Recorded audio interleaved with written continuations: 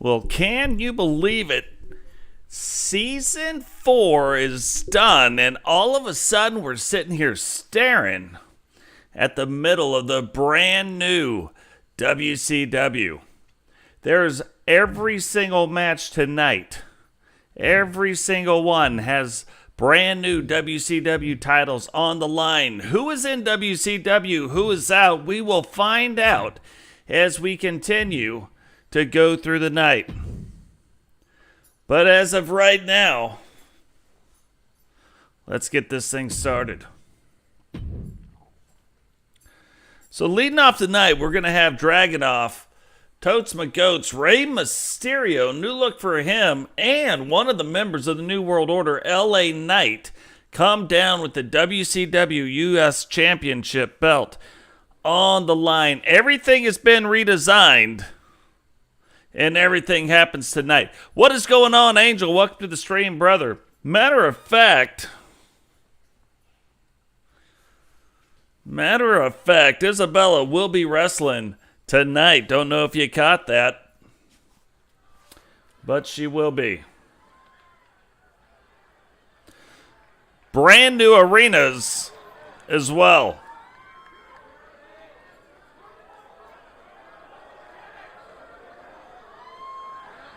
The following contest is an elimination match and is for the WCW United States Championship. Introducing the challenger, representing the Four Horsemen from Huntsville, Alabama, weighing in at 257 pounds, Frank D. Four Horsemen still intact. NWO pretty much intact. We'll be seeing a little bit different and probably figuring out what happened and how WCW came to be as not just tonight goes on, but as the weeks go on.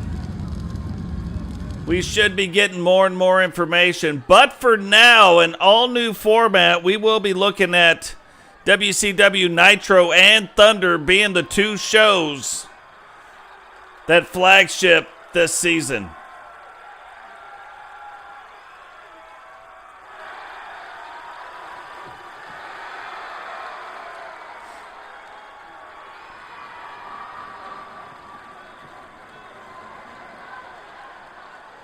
Brand new LWO faction now also in WCW.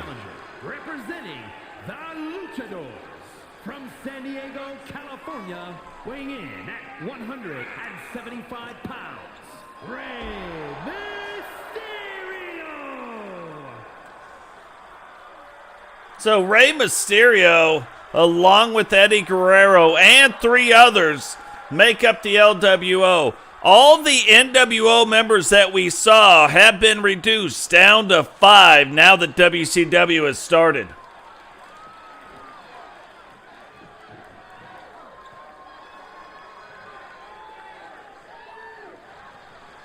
And introducing the challenger from the edge of reality, weighing in at 232 pounds, the Dragon King Slater.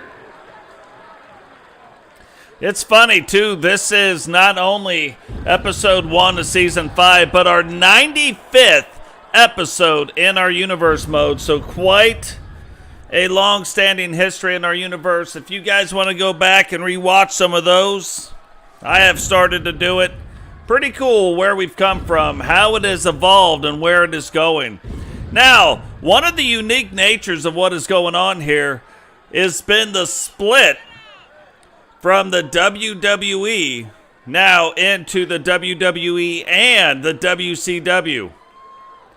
One thing that we know is these two organizations are separate but will meet in pay-per-view events. We will not be broadcasting the Raw and the SmackDown brands anymore, but we will see those wrestlers come pay-per-view event time.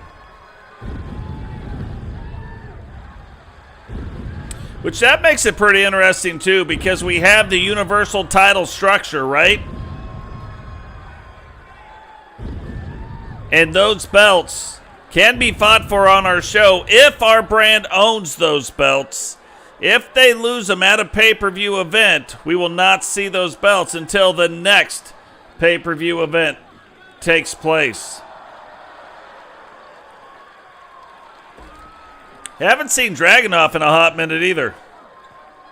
But he will be going after the U.S. title belt tonight.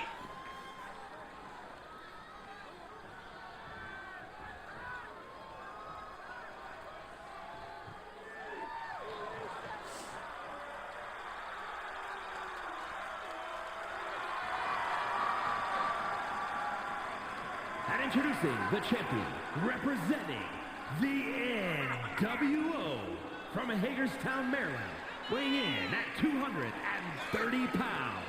He is the WCW United States Champion, LA Knight. Every single one of these title belts were fought for privately last week so that the members would be the actual champions when they come out tonight. Now, to become the official champions, they will have to win in tonight's match, but that was determined who will be bringing out the belts, and LA Knight won his match, bringing out the brand new U.S. Championship.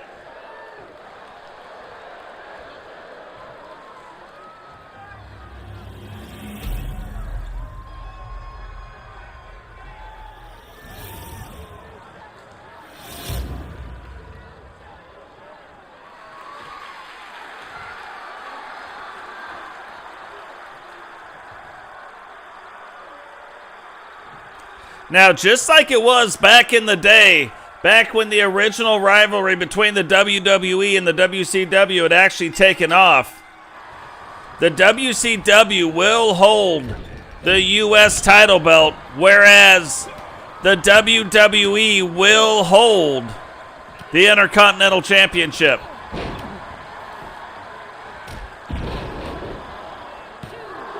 Well, that is a quick 2 count against Totes. LA Knight now also getting to work on Dragonuv. Totes trying to back it off a little bit. Go after Rey Mysterio Jr. maybe. But Rey looked like he was going to be a little bit faster than Totes. Did not make it. Dragonuv, though, not in control. Whoa, turning the control around with LA Knight. So no longer will you have brand champions, but you will have a WCW champion and a WWE champion along with the Universal title belt. But there will not be Nitro and Thunder,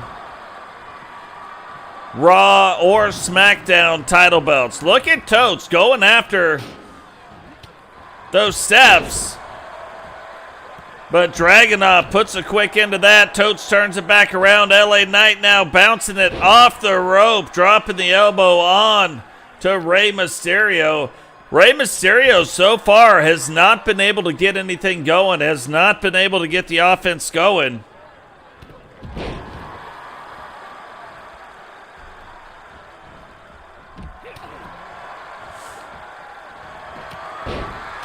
And now LA Knight slides through the legs, gets Rey in a Boston Crab. Totes throwing Dragonuv back into the ring. Referee right on top of the action. You can see, too, in this venue and when we see the Thunder venue, still packs in a lot of people, but much smaller, much closer to the ring. So it looks like a smaller venue, but still many, many people can pack out that arena.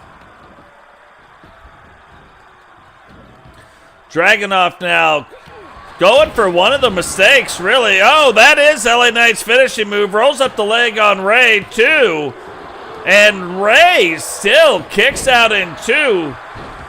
Dragonuv hits Totes with something kind of crazy. Totes lands on those steel steps. Looks like pretty awkwardly, and Totes pissed off about this. Trying to get after Dragonuv, and LA Knight and Totes can't figure out who's going to whip Dragonuv first. Turns out LA Knight won that argument. Totes now rolls up the leg and gets a 3 count on Rey Mysterio.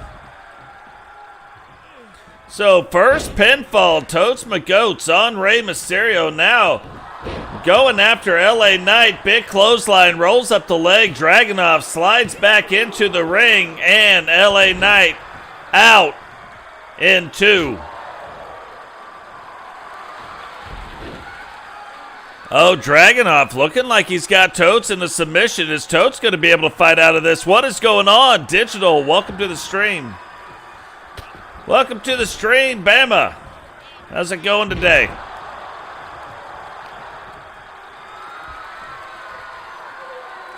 LA Knight has been very, very resilient in the last couple matches that we've seen, really ever since joining the New World Order. Dragonuv now trying to fight through to get back in control and get that U.S. title belt off of LA Knight and out of the NWO. But look at this. The extraction put on a Dragonuv. Totes now rolls the leg. 2, 3, and we are down to 2 competitors, Totes McGoats and LA Knight. Totes swings, misses. LA Knight gets Totes up. Flips him kind of like a little bit of a reverse cutter. Totes trying to get to his feet, but slow getting up. That move might have taken a little more out than he expected. Look at this, though. LA Knight hits him right on top of the head. Totes trying to get out of it, but cannot get away from LA Knight. And there it is. That is LA Knight's finishing move right on Totes McGoats, 2. And Totes somehow kicks out in 2. Look, Totes trying to get up. LA Knight goes around. Huge clothesline. That might do it if LA Knight can get in his finisher. And he does. That has got to be all over but the crying. 1, 2, and Totes kicks out yet again. Now Totes taking a lot of punishment, but is he going to be able to get the actual match turned around? LA Knight taking it up top. Totes still on the ground. Now starting to get up, but is LA Knight going to be able to make that kind of a leap? No, he can't. And goes to hit him again, but Totes sees it coming, smashes him down. And now Totes looking like he's in, but making the typical mistake of trying to get these stairs back involved in this match. Usually, that doesn't work out good for the guy grabbing the steps, and started to look like it wasn't working out again, but Totes gets it turned back around, whips LA Knight into the corner, misses, but stays in control. Drops LA Knight right down on top of his head. Looked like he was going for something, calling for something, but turns out it doesn't matter what he was calling for. Gets door-nailed. And now LA Knight going for the steps. See, every time one of the guys goes for the steps, it does not work out in their favor. Totes whips LA Knight into the corner. Goes off the second rope. Will this do it? Oh, that's an owie. But of course, going for something, a shovel on the outside. I think if either one of these guys would just stay the offense, keep the offense moving forward, they would probably win this match, but both of them want to get after it. Look at this extraction. LA Knight did not even see that coming. Picks it up, 2. And kicks out in 2.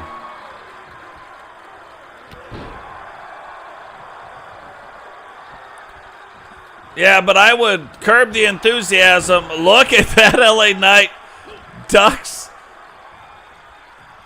the clothesline from Totes. Totes escapes out the backside. But look, we all knew the Division 3 was happening. Now they just made Julian Garrity the head of the Division Universe. That is the big news. And said that he will also be in charge of everything division related, including the Division 3. They didn't say, hey, the Division 3 is coming out next year. Heck, they didn't say it was when it was coming out at all. So it could be coming out 4, 5, 6, whatever years. But you had to know the division was happening. They said it was one of their flagships. It'll be a Division 4. I'm calling it now. Unless the only way there's not a Division 4 is if they turn the division into a games for service type business model. And then it doesn't matter if there's a 2, 3, or 4. So, but yeah, Division 3's coming. Look at that! Famouser didn't even know or thought he might have been going for the pin. LA Knight gets out of the way, but Totes stays on him. Now gets the shovel, and of course misses the shovel. Hits it that time, though. Hits it the second time, and 3 times a lady. But Totes getting split open. Jumps out of the ring. Goes. Gets LA Knight. LA Knight fighting through it. I wonder, is that... Oh! Thought LA Knight was going to get the old double reversal, but it looks like that shovel might be broken. Yes, you did. Look at that. And that's what it's all about. Totes flexing for the camera. Flexing for the crowd, letting them get in their shots. But might be a mistake. Should probably... Oh, of course. We're going to go for some stairs again. Because don't we know that always works out.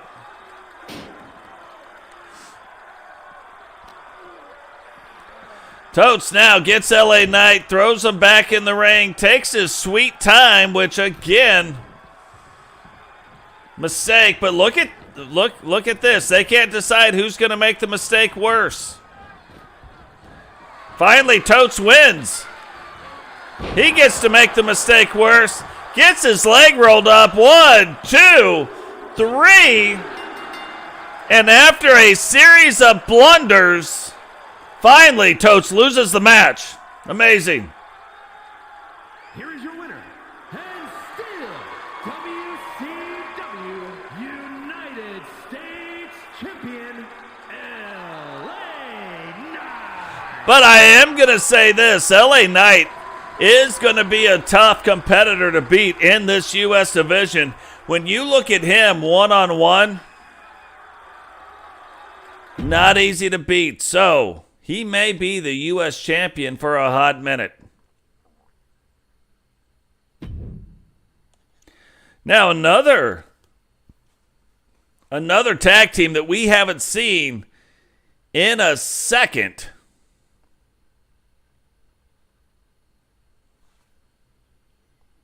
is Crimson and Awesome Christina. They will be going up against the tag team of Mimi and Phoenix, the Thrill Seekers, who now currently hold the WCW Tag Championship title belts. But are they going to be able to leave with those belts tonight?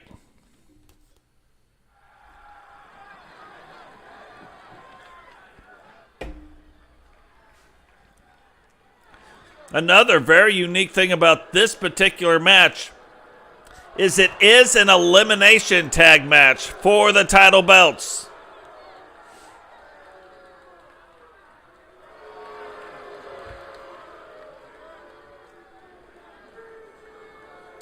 So 2 of the larger women in the women's division are a tag team. Not even fair in most cases, but will they be able to claim the WCW tag team title belts? Or will the Thrill Seekers keep a hold of them?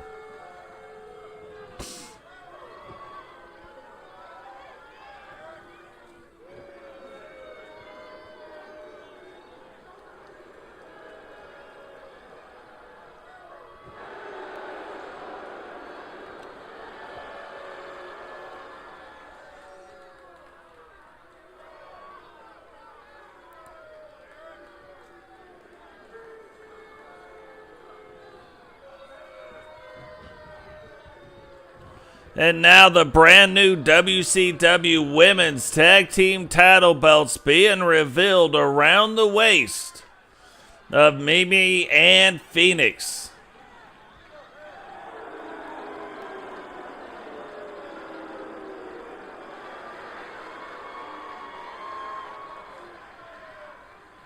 Now these title belts, in almost every one of their designs, a lot more depth, a lot more ridges. That way, when the light is shining off, it makes them just look a ton better.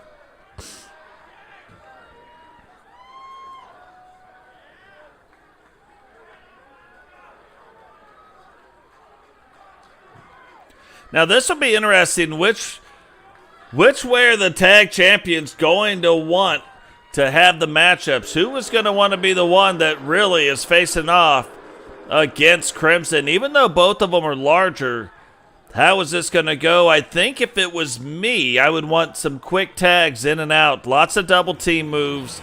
Keep them on their toes and keep them guessing. The following contest is an elimination match and is for the WCW Women's World Tag Team Championship. Introducing the challengers, the Ministry of Darkness. And their opponents, they are the WCW Women's World Tag Team Champions, the Thrill Seekers. Now, whoever wins these belts have to beat both members of the opposing tag team. So, should be interesting. Now, another interesting side note is so far, we have had the same referee in all the matches. Not even the right style of referee, to be fair, but the same one. Will that continue tonight? Look at this. Phoenix off to a quick start. Kind of a little nonchalant pin. Awesome Christina, though, not having it, kicking out in one. But this might... Oh, this was the thing I thought. Phoenix was trying to get AC over into her corner, maybe get Mimi tagged into this match. Doesn't make it, however, and Awesome Christina catches her riding dirty. Slams her down onto the mat. And now throwing her back over Mimi's way and getting Crimson tagged in. Crimson, remember, the largest female competitor in the women's division. Phoenix, though, going down low. Probably a really good strategy, taking out the knee. Mimi in, who's got probably the biggest mohawk in the game. So we got the largest wrestler and the largest mohawk in the ring at the same time, getting after it.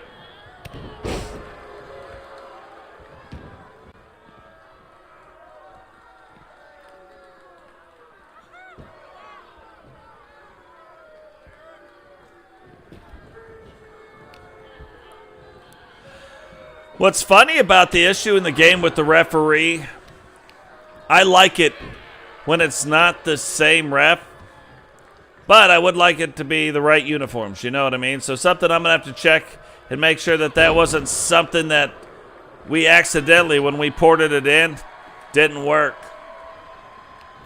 Phoenix now back in, getting after Christina, gets her up on her shoulders now, takes her, throws her face first into that top turnbuckle. And looked like she was going to lay the boots, but instead guillotines her using that bottom rope. And look at Phoenix, quick, using now the second rope, and she has used every single rope in the last three moves against Awesome Christina. Now brings her over to the corner, and look at this. Looking to try to get Mimi tagged into this match. Takes her, throws Mimi up, and slams her down. Using that extra force of gravity against AC. Mimi now throws her out, using the crowd to try to get them pumped up in the game. Referee not getting out of the way, but Mimi gets after Crimson again, and now AC's nobody to help her out. Gives her a kick up underneath the jaw, but still only kicks out in one. What is going on, brother? Welcome to the stream, Eagle.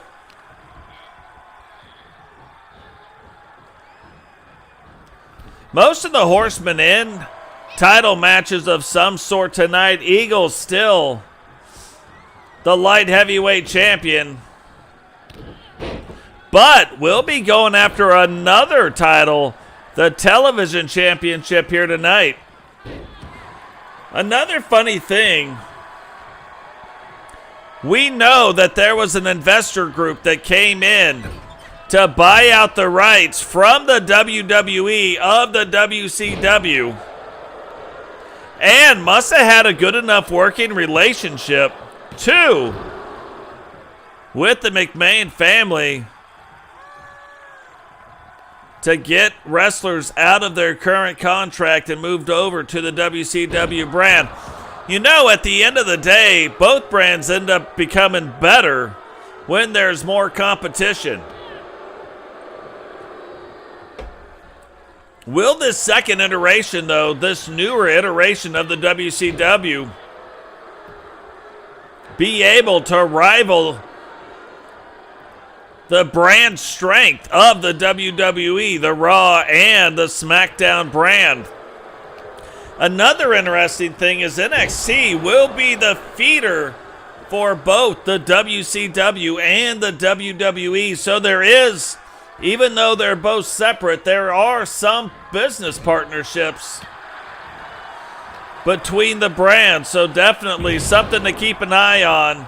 And as we move forward and we move through these next few weeks, I am sure more and more information about how the WCW came to be formed and what it looks like moving forward, that information will be coming out. Here we go again. Mimi has Crimson in. Big forearm. Phoenix going up over the top. Thought she might have been trying to take it to the top rope. Doesn't. And keeps the double team, moves on. Crimson referee counting to 2. But AC getting things broken up.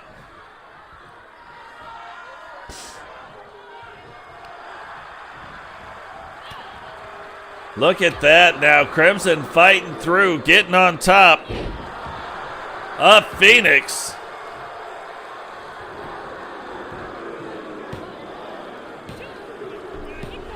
And there is already one of the champions eliminated out of this match. Crimson now maintains the advantage. Mimi by herself will have to take out both Awesome Christina and Crimson in order for them to retain the title belts.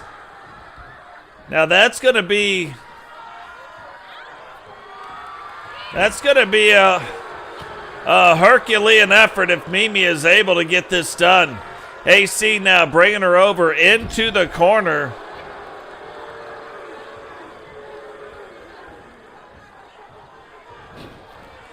Look at that double team maneuver using the top rope to assist, but here it is. Oh, thought it was going to be Crimson's finishing move. Instead, Mimi gets out of it, but may have taken too long to get back on the offense. Throws her up over the top rope, swings and misses, but hits her the second time.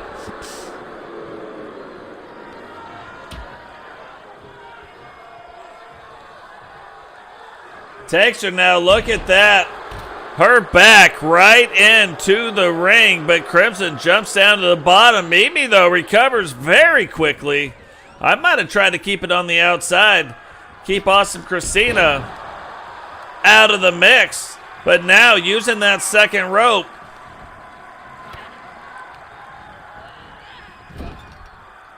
Using that second rope against Crimson, but Crimson recovering very quick again. And now almost looking like she's toying with Mimi a little bit. But she shouldn't toy with her too long. Oh, this could be something. Can Mimi land this? Awesome Christina, almost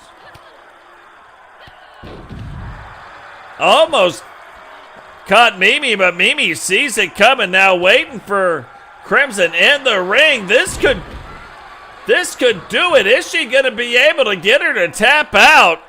AC on the ground right now. Crimson, though, having to fight through this very awkward hold, but she gets out of it. And now goes to roll up the leg of Mimi, kicking out in two.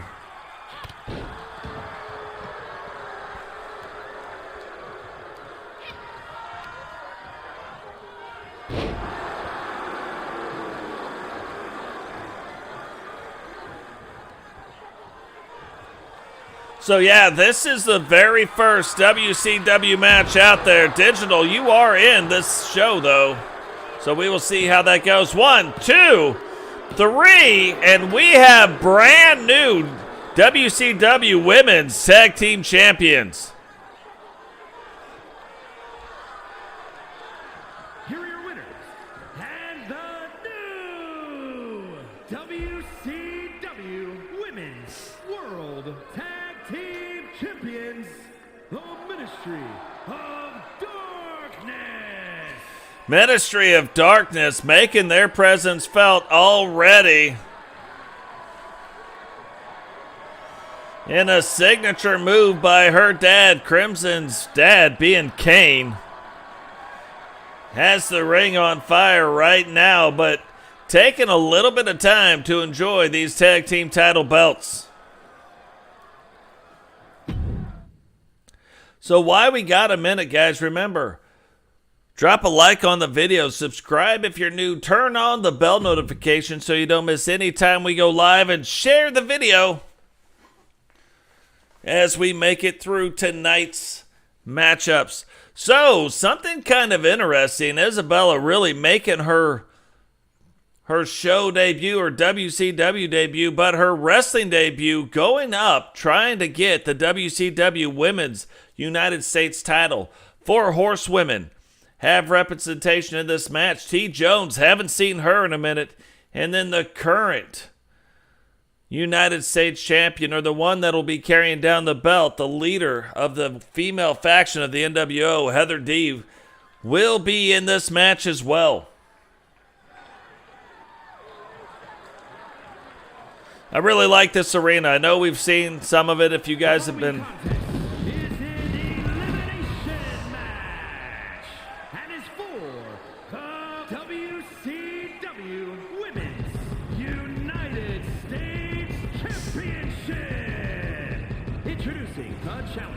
Representing the 4 horsemen from Stillwater, the Judge, Julie Justice.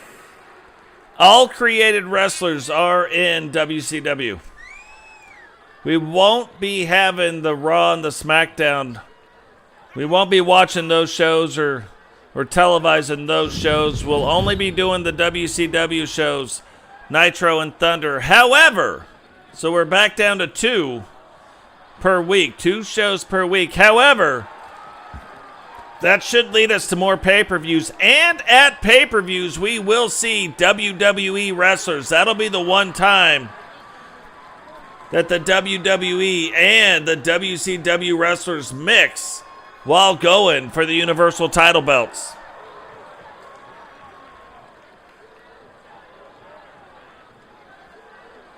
There are no brand titles anymore, so we are not going to have a Nitro champion and a Thunder champion. From Laredo, Texas, TJones. It's not that you're assigned to the Nitro brand or to the Thunder brand. Any wrestler from WCW can appear on either show. That way we can tell better stories. There are a lot of wrestlers in both brands, or in the WCW. So that's going to make it harder to always see all the wrestlers. But I don't know. I think it'll be better.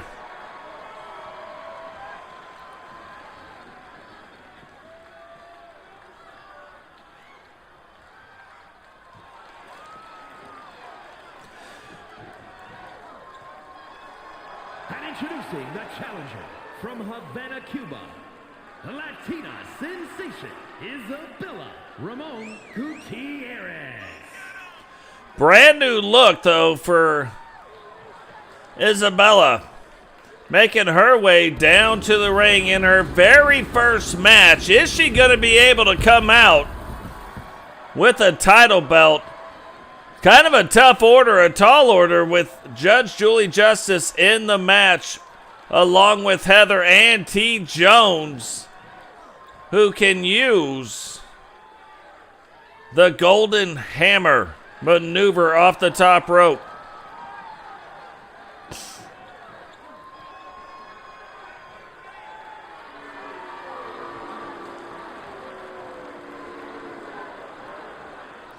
What is going on, Della Wilk? Welcome to the stream.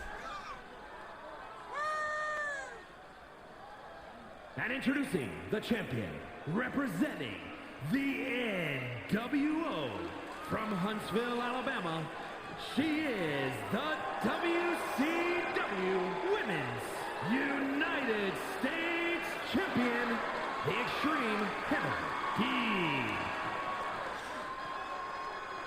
So 3 very accomplished women in this match. One making her professional debut. We will see who comes out of this match the brand new WCW United States Champion. I'm glad, Della Wilk, you got to make it to actually one of our shows.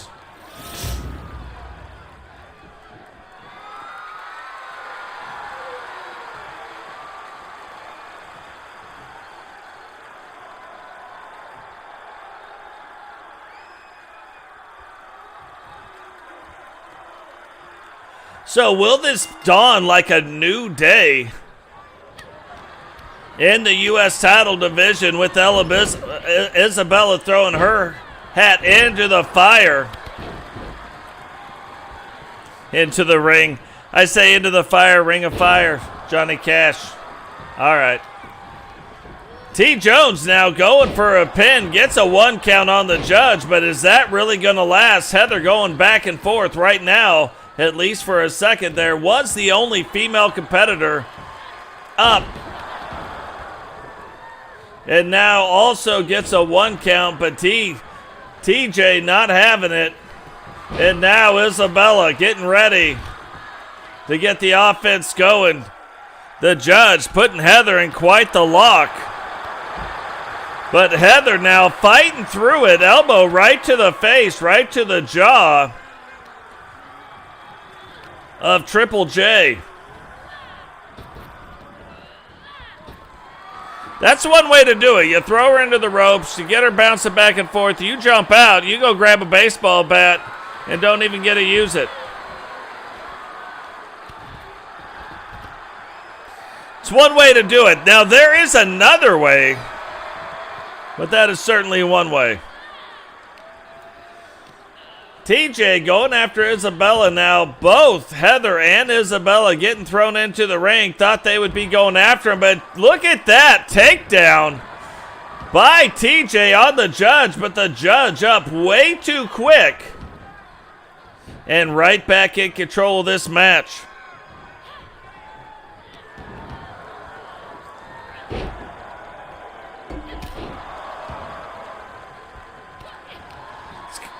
Very interesting. We haven't got to see Isabella's offense really as of yet. However, TJ's offense has been on display. The judge trying to roll out of the ring. TJ getting back to her feet. Has to wonder what's going on. She gets back to her feet and nobody's around.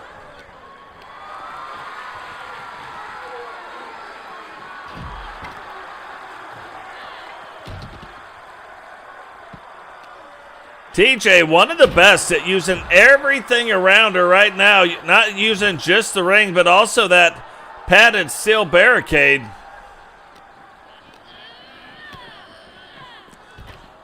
And I'm starting to try to cheer for Isabella. We got to see the offense.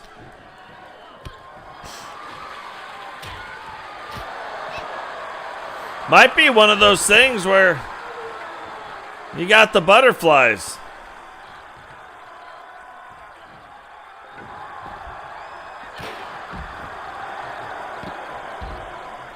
It's one way to do it.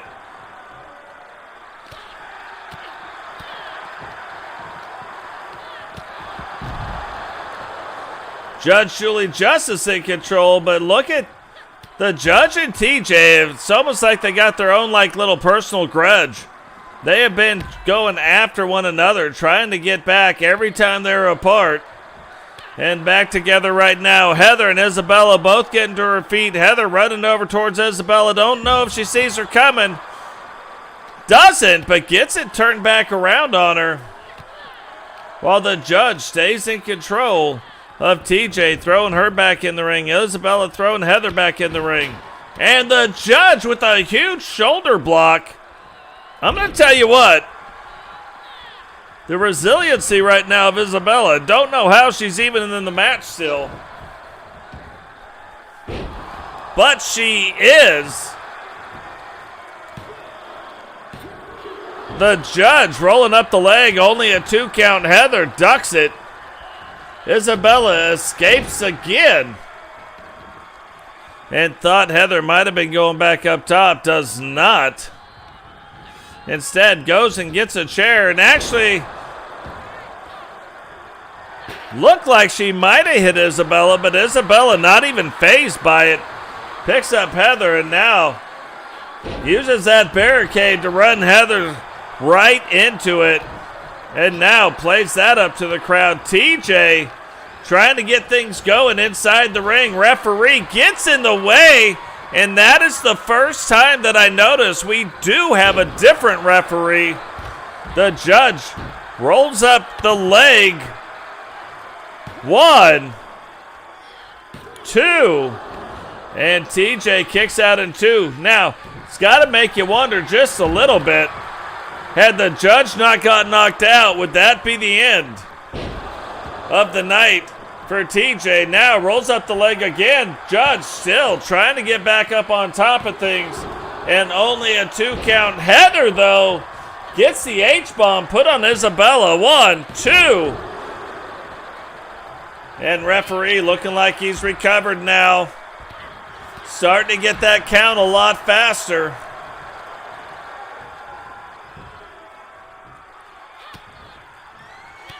Heather, though, fighting through it.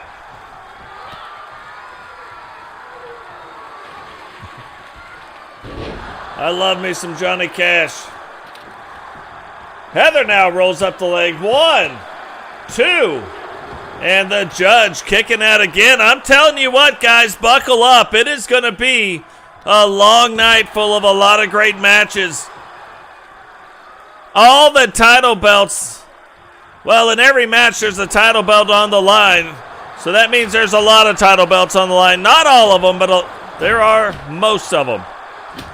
Look at TJ getting after. Breaks the kendo stick over the stomach of Isabella. Heather tries to escape out of the ring. The Judge, though, not having it. Right back on top of Heather. Snapmare takedown, and here we go again. The Judge and TJ back at it.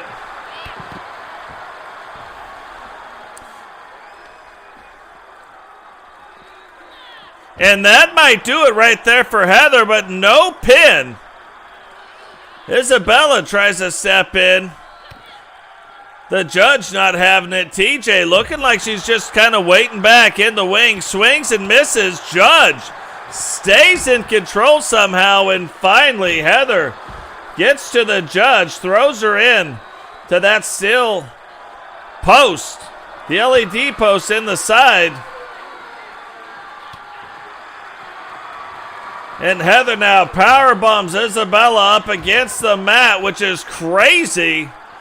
And look at Heather. Heather in control now. TJ's like, what is going on? I thought she had something working there. Turns out she doesn't. And Heather right now looking like she's controlling most of the action. But TJ finally gets the timing down, gets the timing right. And TJ now starting to control the match herself. Oh, look at this. has Isabella in a strange ankle lock. The judge moves around that, gets Isabella, knocks her down.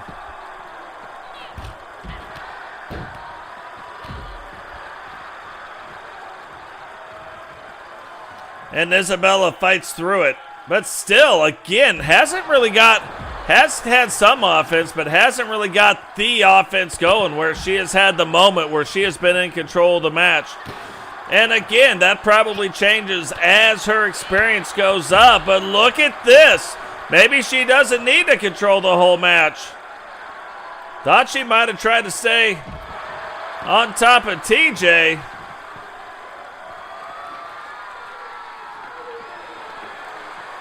Gets out a sledgehammer. TJ right up on top of that. Heather, though, right on top of the judge. TJ looking like she was going to pick up that sledgehammer. Walks past it, gets in the ring. Heather in pursuit. Looked like she was going to put her finisher on her. Doesn't, and now Isabella goes. That is strange, because this isn't a fatal four-way match.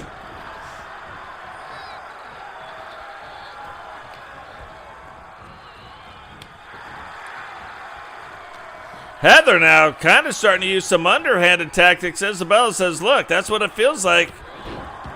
That's what it feels like when you start jacking around.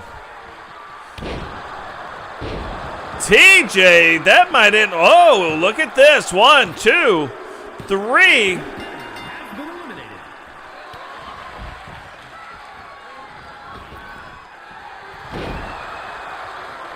Okay, I was like, I don't think they were both eliminated. That was the oddest looking thing because immediately after the 3 count, Isabella got back up, though. She knocks the stop sign out of the hand. TJ, look at this, sees Heather coming. Isabella now trying to get back to her feet. TJ giving Heather the old what for. Isabella reaches, misses. Gets 2 knees to the face, but look at this. TJ also on the ground now trying to get over. I think she's going to try to put a pin on her, but doesn't. Heather grabs the chair, swings it, but not in time. TJ blocks that. Isabella making her way back up. TJ fighting through that, but not fighting through this. Throws her in the corner now. Trying to get a breather. Heather not having it, though. Throws her into that LED post. TJ single leg takedown on Heather.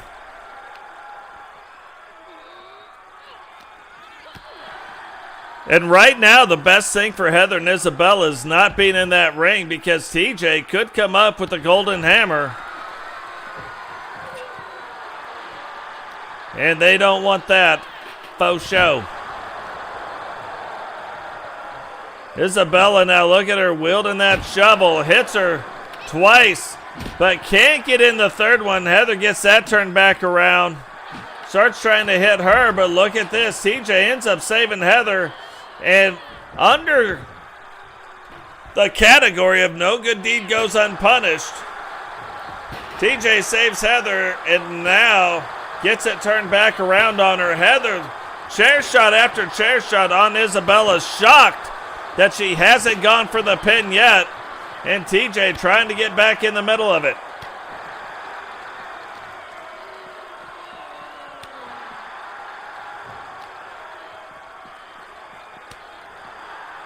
Keeps going back around. Almost trying to embarrass TJ, but TJ not having it. Stays resilient, but gets run into that padded barrier. And you know, it's crazy. Isabella not having the night she probably wanted. However, she is still well within this match. Still has a chance to end up winning the title belt.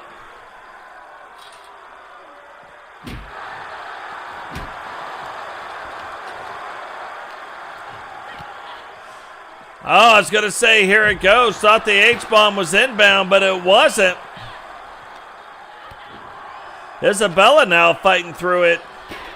Now she's in control. Thought she might have tried to go for a pin on TJ. Does not. Keeps the offense going on Heather and decides to take a quick break.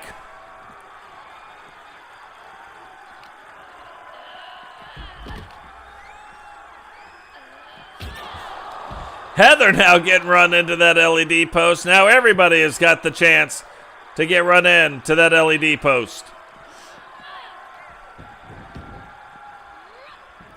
What is that? Thought Isabella would go for the pin. Does not. Played it up to the crowd. Can she maintain control of the match, though? Heather swinging that shovel over and over. That is 4 or 5 times that she has got a hold of TJ, but TJ fights through it. Gets the shovel out of her hand. And Heather takes 2 knees right to the face. Looks like TJ trying to crawl back over. Trying to get to the pin. Heather now trying to get up off her feet. Isabella with the stop sign.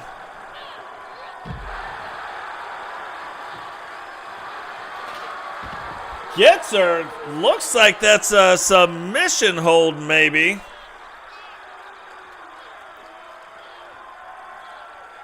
Isabella, though, not tapping out.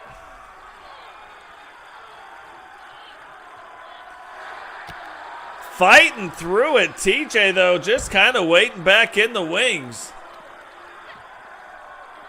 Throws Heather out of the way, but now getting back after Isabella. Heather thrown halfway back up that ramp.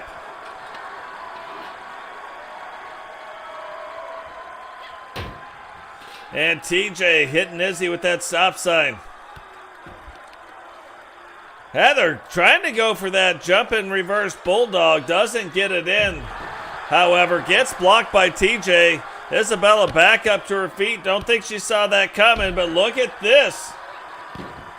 Heather misses that, and now Isabella looking like she's going to start getting some of this timing down. But almost done a favor and thrown out of the way again by TJ. TJ then throws Heather into the ring. And really, you got to think about that's probably where TJ wants everybody to be. If she can get this in and then get to the top rope, that's where her finishing move happens.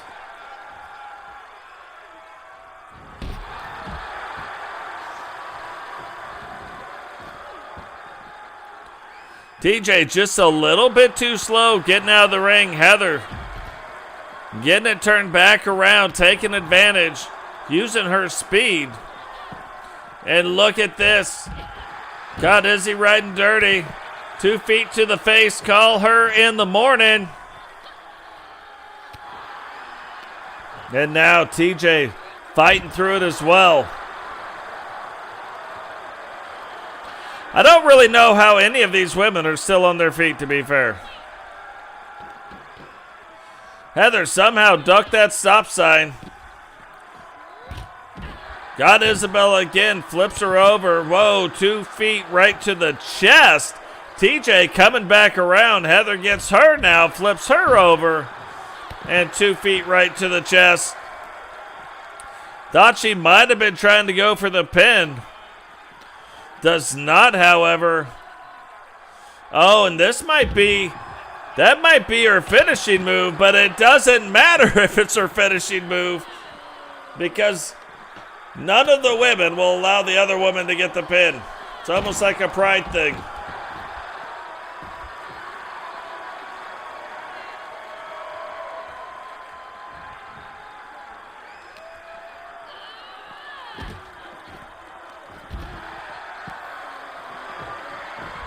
Oh, thought Isabella going for the pin. Instead, tries to play it up and show up Heather, but Heather gets back to her feet first. One slam, going for the punch, misses the punch, sidesteps the kick though, and gets her again.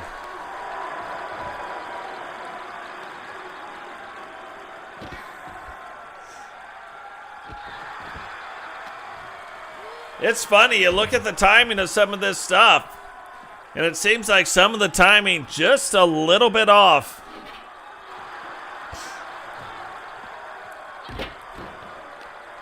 Takes a lot to wield that stop sign. That starts becoming a problem.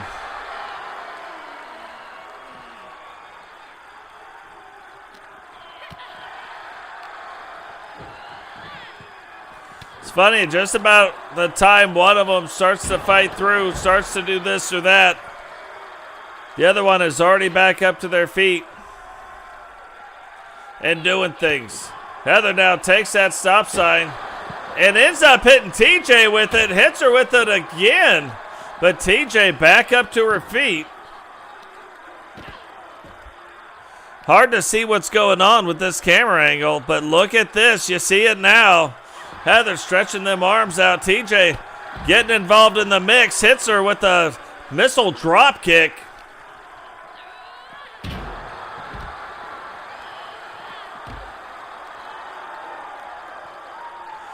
And that is the problem. One of them has got to find a way to put the other one out, and soon.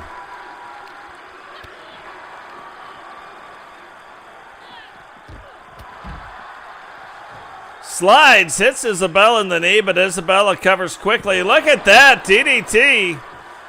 Heather, though, trying to get back to her feet, not allowing Izzy to pin her.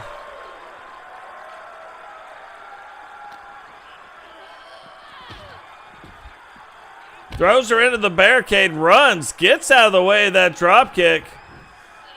And see, that's almost what I would do right there. I would back up. Let the two of them go at it for a minute. Decide which one of them is going to fight me. Why take a quick break, you know what I mean?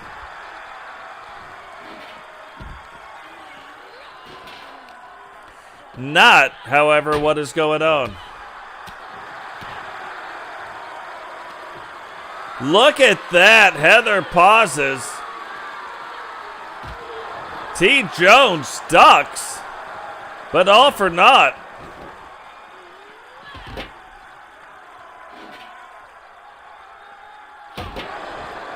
Ouch. You would think somebody would be getting pinned already, but no. Apparently not. This could be the match, the longest match in the history of our universe mode. Now, what's funny is if you look back or you look over at our title says Season 5, Episode 1, in parentheses, 95. That is the 95th episode of this series. So we just started on Season 5, but there have been 95 episodes so far. So coming up on Episode 100 here in the next few weeks.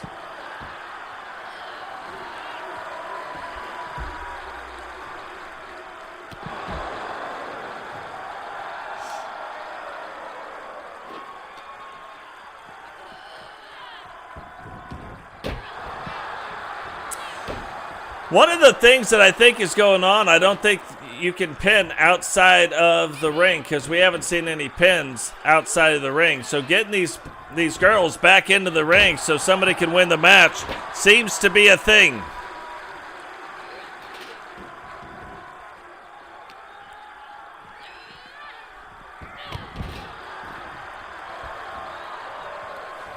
Every time one of them gets in the ring, you can't get the others to get in the ring.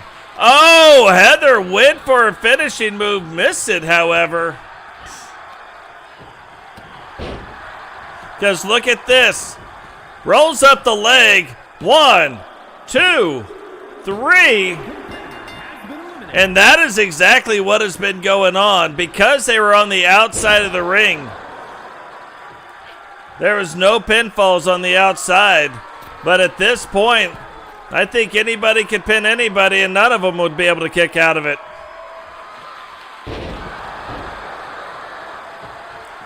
And there it is. 1, 2, brand new Women's United States Champion, done off of one of my favorite finishing moves. Here is your winner, and new WCW Women's United So TJones, haven't seen her in a minute, makes her way back in and is now on the WCW brand and becomes our very first Women's United States Champion.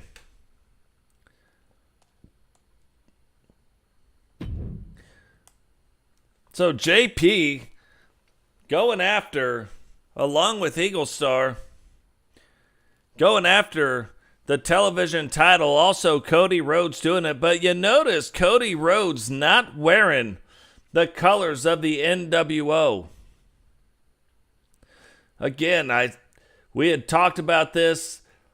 A lot of the NWO members, it has been shaved back down to 5. Cody Rhodes said he did not need to be a member of the NWO, that he was going to walk his own path now that WCW has been reborn. So you think about this, very interesting. Cody Rhodes helping AEW get off the ground, now here to help WCW also get back off the ground.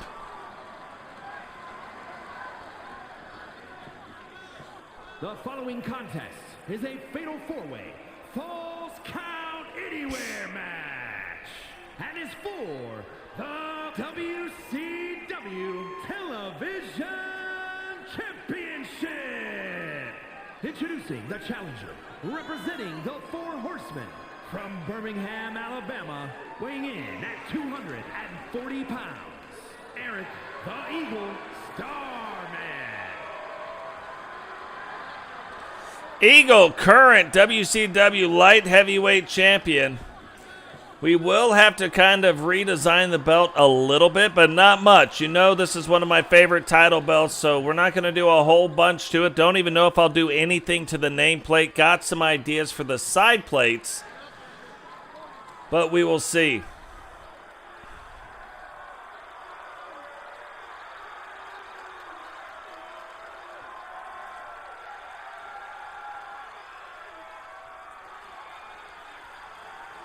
Feels like the American Nightmare, Cody Rhodes, getting ready to make his WCW debut. Atlanta, Georgia, weighing in at 220 pounds, the American Nightmare, Cody Rhodes.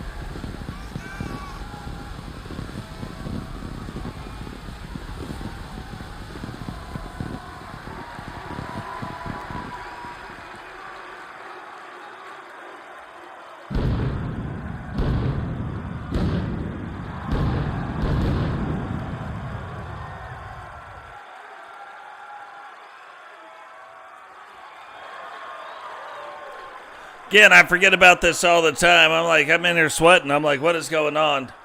Thermostat up during the day, not good for my day off. So now we had to cool it down a little bit. Cody Rhodes, back out of the NWO, said his mission was accomplished when WCW was reformed. Starts to make you wonder, what does that mean?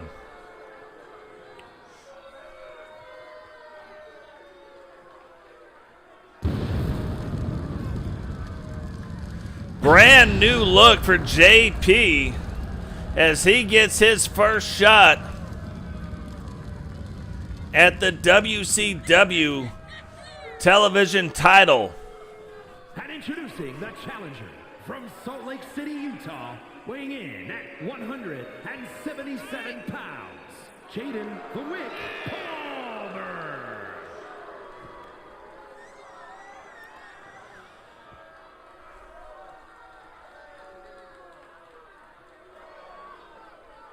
So quite a big episode, especially for the first episode of the season. A title belt in every single match. That will make it interesting.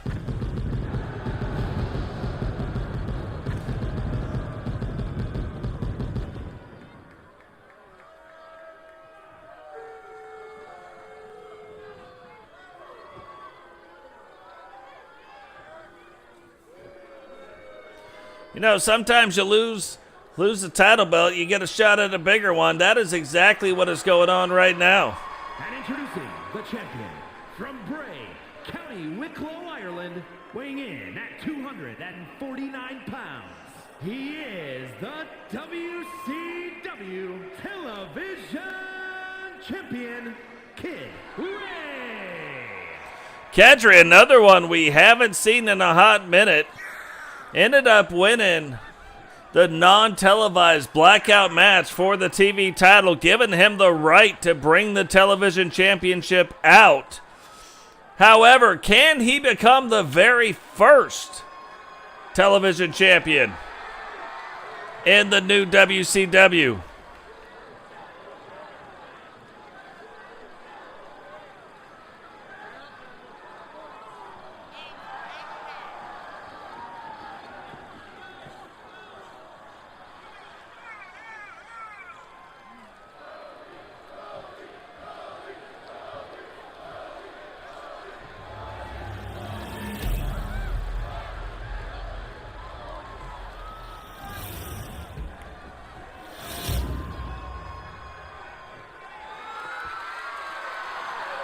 So here we go, television title on the line. Who will be the very first WCW men's television title holder?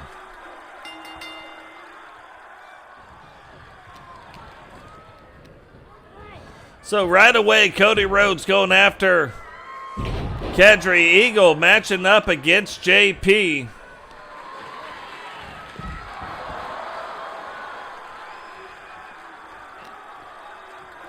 And I think most of our four-way matches won't be like a Falls Count Anywhere match. But this one happens to be. Look at this. Already on the outside of the ring. Cody having Kedri in some kind of a lock. Referee right on top of it. But Kedri fights through. Cody stays in control. Makes his way back in the ring. JP fighting his way through. And look at that. Looked like they were teaming up, but JP not having it. Kedri back up to his feet. Right now, JP the only one left standing in the ring.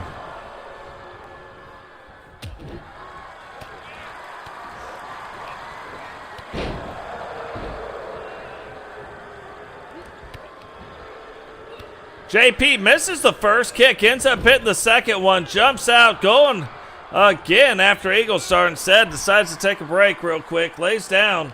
Eagle not having it, says nope, not how we do things around here. Grabs JP though, plays it up to the crowd and gets back in enough time to maintain control. Cody has been getting the better of Kedri most of this match. Is that going to continue, or is Kedri going to get this thing turned back around anytime soon?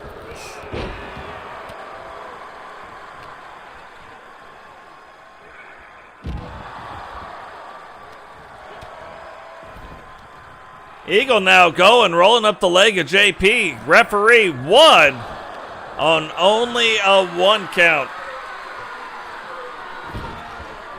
JP going for the low blow. Kedri gets back around it, instead gets the bear hug locked in, putting all that pressure onto the lower back of JP. While Cody Rhodes, the American Nightmare, maintains control over there, puts Kedri in the finisher. Referee having to run halfway across the arena. 1, 2, 3. And Kedri out of this match. Down to Cody Rhodes, JP, or Eagle Star. Eagle saw Cody sitting out, hanging out. Throws him. Goes to get JP. JP sees it coming, though.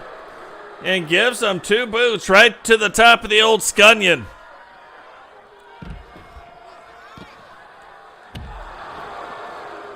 Hits Eagle, rolls the leg, 2. And Eagle kicking out in 2. Cody, though, wisely showing you why he has been in this business for a long time. Sitting back, enjoying the show. But look at that, JP let him get away with it, but JP playing a little bit of possum, delivering the elbow, but Eagle Star sneaks in, trying to collect the bounty, wants to keep that bounty all to himself. Now rolls up the leg, referee, 1, 2, 3. And can Eagle be the first WCW guy to hold 2 title belts? He's working on it right now. Gets Cody up. Tries to collect the bounty on Cody now. Rolls up the leg. 1, 2. And kicks out in 2. Kind of crazy. 2 back-to-back bounty collectors. Thought we would have had a brand new television title. You can see he's kind of frustrated, though. Eagle now going, trying to get something to bring in the ring with him. Gets that ladder. Cody running somewhere. Eagle fights through it, whips him into the ropes. Over the top they go.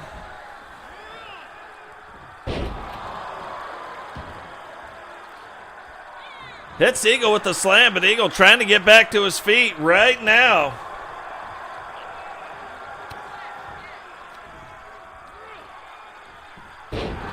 Cody hits him with another one of those side slams. And now climbs on top, delivering right hands to the face of Eagle.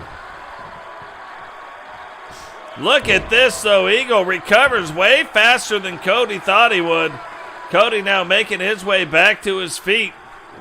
Eagle gave a little dragon shimmy, but gets split open by the forearm of Cody Rhodes. Rolls out of the ring. Cody trying to get him back up. Sees that he's back on his feet. Goes through that second and third rope. Cross body onto Eagle. Eagle getting back to a kneeling position, but not good enough. Cody helps him back up and gives him a suplex. Referee right on top of it. Eagle gets out of the way of the knee, but does not get out of the way of the hands. And now starting to fight back against Cody Rhodes. You got to think whoever can get the next big move in may just win this match. Eagle rolls up the leg. 1. And only a 1 count there.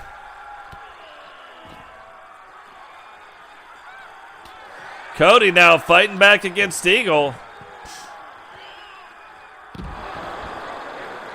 Kind of a twisting cutter. Gets Eagle back to his feet. And this might do it. We may have a brand new WCW television champion. And Eagle somehow kicks out in 2. Now they have both kicked out of each other's finishing moves.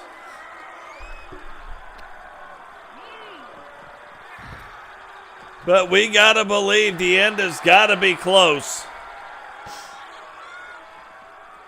Eagle too tired to even get back to his feet. Cody, though, giving him no time to rest, which is probably a really smart move. Working on that midsection again of Eagle, and now goes under and brings out a steel chair. Now working on hitting him in the leg, hitting him in the elbow. Eagle, though, gets him up. Big slam. Rolls up the leg. 1, 2. And Cody kicking out with authority in 2. However, don't think he'll be kicking out of 2 of these. The bounty collector has come to collect the bounty. Now rolls up the leg, referee right on top of it. 3, and Eagle Star becomes our first two-time or two-belt champion. Here is your winner, and new WCW Television Champion, Eric the Eagle Starman. Eagle bringing home another belt to the Horsemen. Totes earlier tonight couldn't bring home the U.S. title, but Eagle now holding on to the light heavyweight championship along with the WCW television title.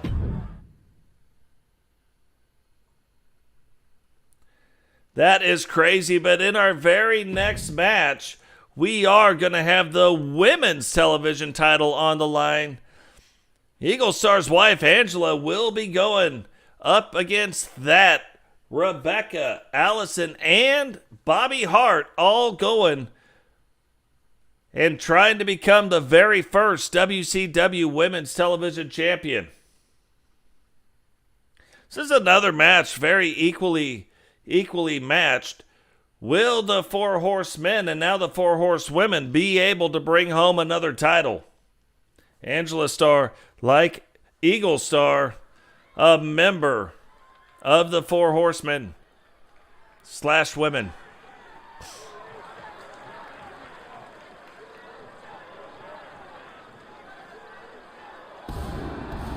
The following contest is a fatal four-way Falls Count Anywhere match and is for the WCW Women's World Television Championship.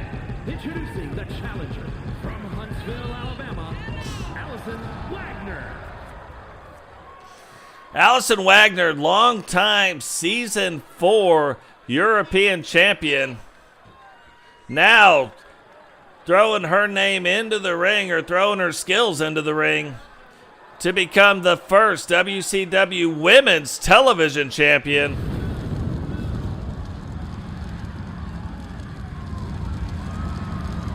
Also has the distinction of being the only former woman to be a former NWO member.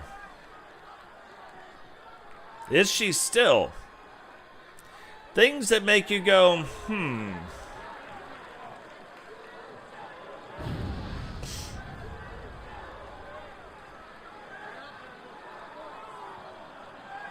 introducing the challenger, representing the Hart Foundation from Calgary, Alberta, Canada, Bobbi Hart. Now there's got to be quite a few people that are happy now to get into Season 6, Bobbi Hart, or Season 5. Bobbi Hart being one of them. Had a strong showing, but not strong results. Had a lot of good matches, but was coming up on the wrong end of those matches. Is that going to turn around for her in Season 5?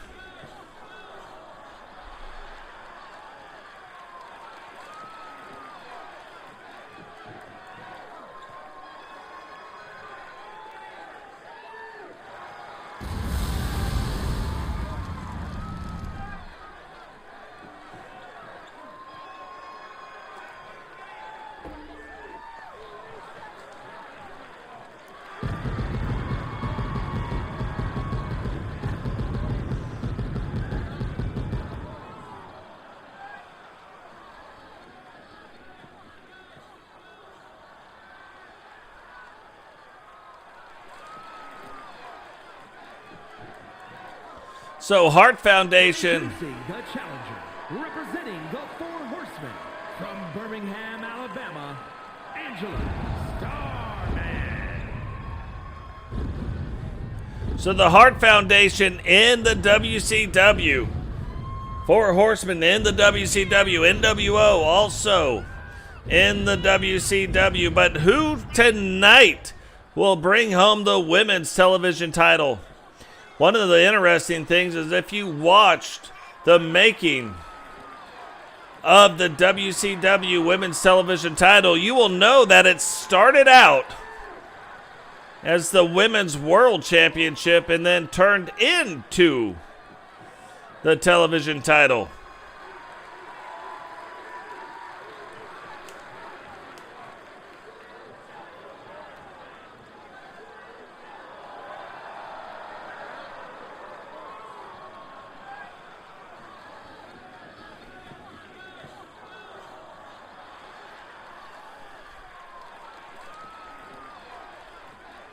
Still making little tweaks to a lot of these belts, but I think all the belts are in a good enough spot to be on display. And introducing the champion from Virginia. She is the WCW Women's World Television Champion, the irresistible force, Rebecca Dawn.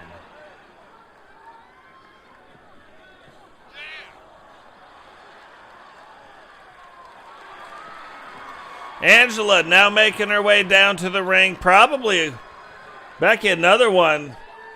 Glad that we're in season 5 now. Will this be a new chapter in domination for Becky?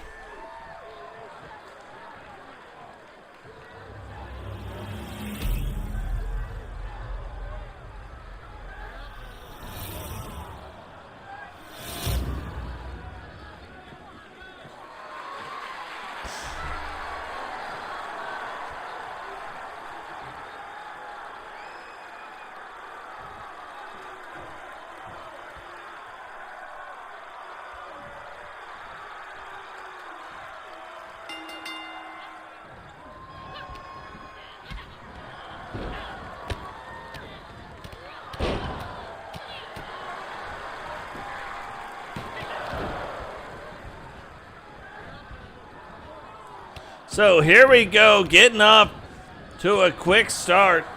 Seeing how these four are choosing to match up. You know, in games past, they would stay matched up a certain way for a little while. But now they are not. Look at the spear on Angela. Bobbi Hart jumping through, going after Becky. Becky, though, getting out of the way.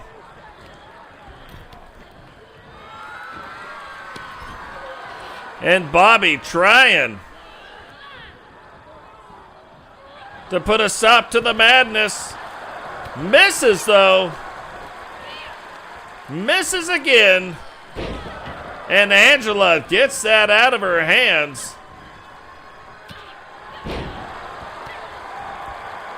And starts letting the hands fly. Becky looked like she was getting the best of Allison, but instead Allison with a takedown, 2 knees to the back throw, rolls up the leg, 1 count. And Angela now rolling up the leg of Bobbi Hart. And only a 1 count. Rolling her over now, looking like she's trying to get her in something. Gets her in a Boston Crab, kind of high up though on the shins. Becky using that stop sign. Gets back out. Allison takes it, though. Is she going to be able to get one in? Does. Becky works it back to her feet. Takes another shot with the stop sign. Allison throws it down and now starts letting the feet go. Rolls up. Gets her on the ankle. Gets it locked in before Bobbi Hart can get it locked in with Angela. But referee, look at that, right on top of all of the action. Angela now fights through, hip toss over, almost onto that steel chair, but misses. Doesn't get her back on that steel chair at all. Allison with the takedown now, hitting her with the palm strikes, and then getting an armbar locked in. Bobby's like, okay, I guess these guys got it going. Here, gets back in the ring. Becky, though, waiting on her. Angela fights through the armbar of Allison. Bobbi Hart trying to get things going, and look at that. Becky returning the favor. Thought one good stop sign shot deserved another. Allison, though, is the one that's been delivering the shots. Avoids the shot again with the chair. But now Becky. Big slam on that outside.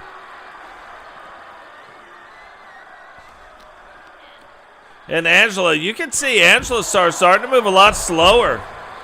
One. Wasn't sure who was pinning who or how any of it was going. Couldn't see it with that amazing camera work that just happened. Allison now back in the ring with Bobbi Hart. Gets her, takes her up, slams her down.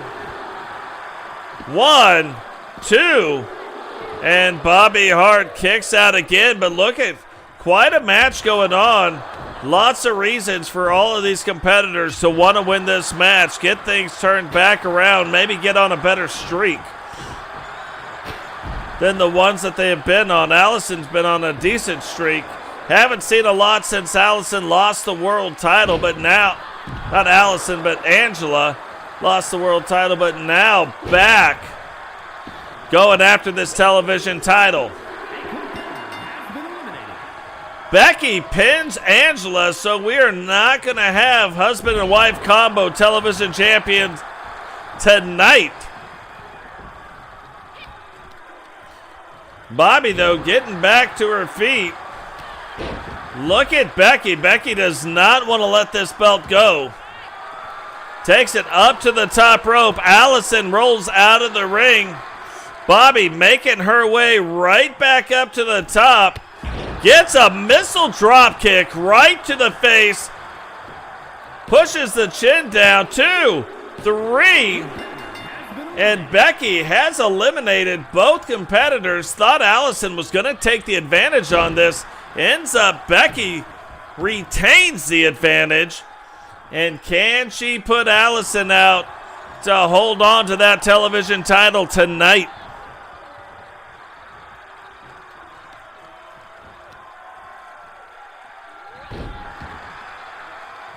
Becky now getting to work on the legs.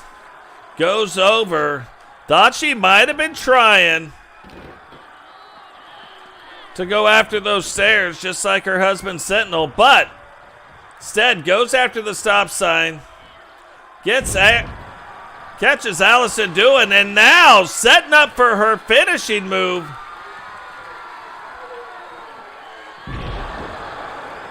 Is this gonna do it?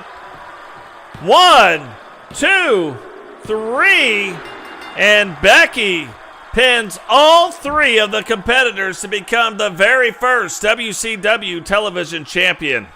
Here is your winner, and still WCW Women's World Television Champion, the Irresistible Force, Rebecca Dawn.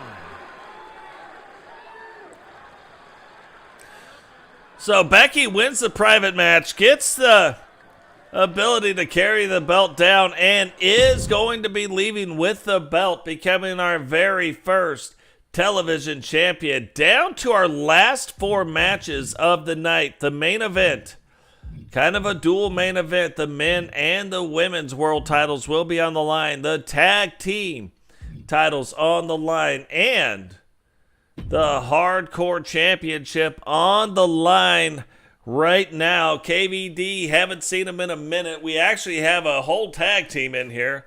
American Alpha, the current Universal Tag Team Champions. Another member of the NWO and Bobby Roode. Boom.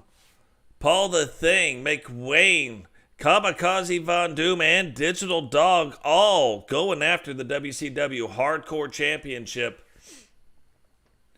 right now.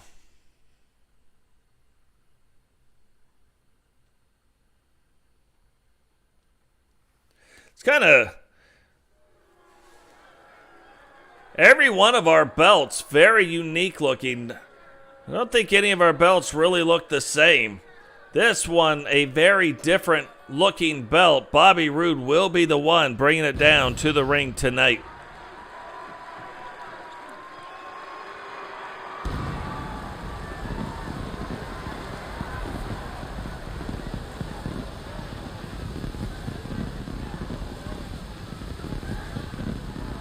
The following contest is an elimination match and is for the WCW Hardcore Championship. Introducing the challenger from Authority Megacorp HQ, weighing in at 382 pounds, Dr. Dog. What's crazy, Digital, same finishing move, completely different set of grappling moves. All new.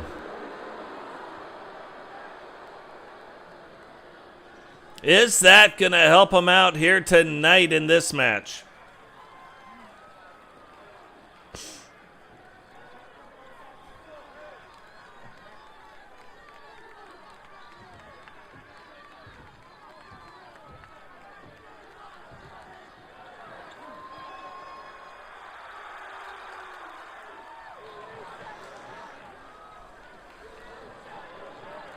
And representing American Alpha from Asheville, North Carolina, weighing in at 247 pounds, Grady. Are the members of American Alpha gonna square off against each other throughout the entire match, or only if they get down to the final two? We will have to keep an eye on that. But current members of the Universal Tag Team Champions, American Alpha, both members, Grady and Simba, will be in this match tonight.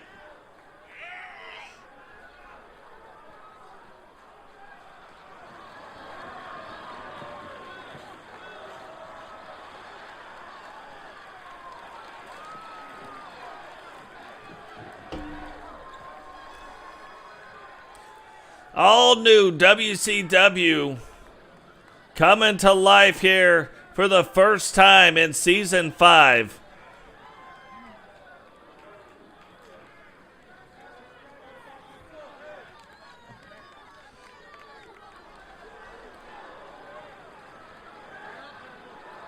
And representing the Primetime Players from Staten Island, New York, weighing in at 215 pounds, KVD. KVD making his way down to the ring. Didn't even think about this, but maybe we share.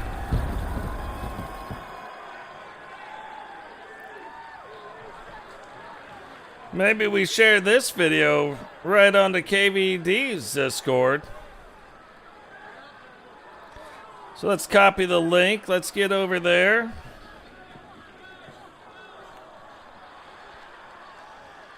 Well, while we're at it, why don't we share it on our own Discord, and then we'll share it on his Discord.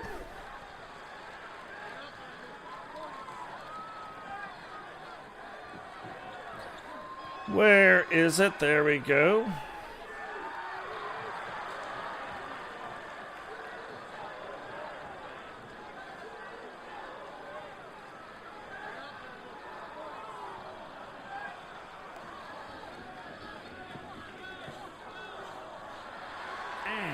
Representing American Alpha from Mount Olympus, weighing in at 237 pounds, King Silva. Simba making his way down to the ring. We haven't seen Simba. We saw Grady the other day, but we have not seen Simba in the chat in a minute. This character's just too cool, though, you know what I mean?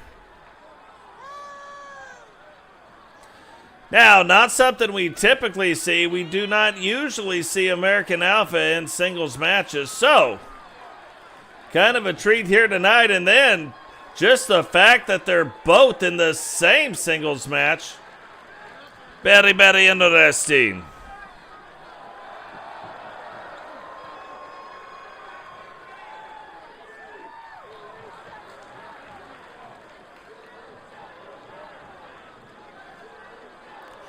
Hardcore Championship. Who will be the very first recognized WCW Hardcore Champion?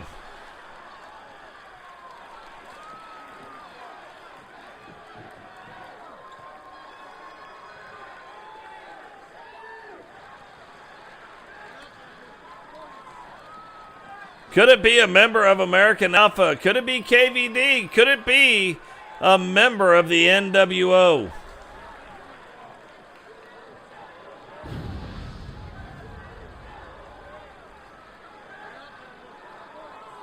And representing the Brainbusters from Area 51, weighing in at 273 pounds, Paul the Thug.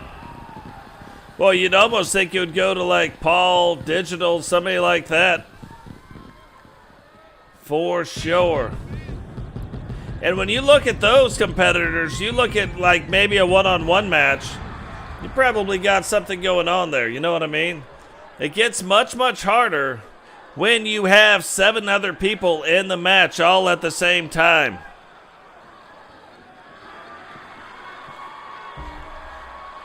Because you just never know how it's going to go. You know what I mean? You're over here doing this. You could be dominating the match, and all of a sudden, off of a top rope to the outside of the ring, to the back of the scunion, comes some boots.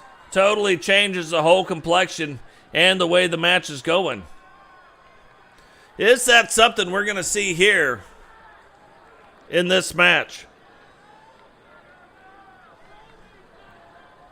What is going on, Witcher? Welcome to the stream. You will be wrestling tonight as well. And from Philadelphia, Pennsylvania, weighing in at 271 pounds, Dangerous Boom. Boom now making his way down to the ring. This is another one. One of the TSW brand's best hardcore champions. Now getting his shot at the WCW hardcore title.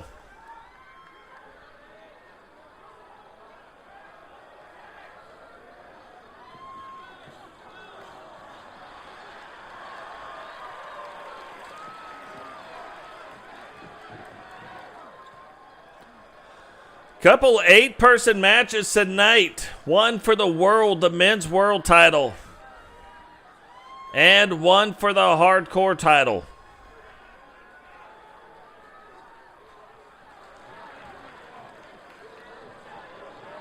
And from Shangri-La, weighing in at 239 pounds, McWayne.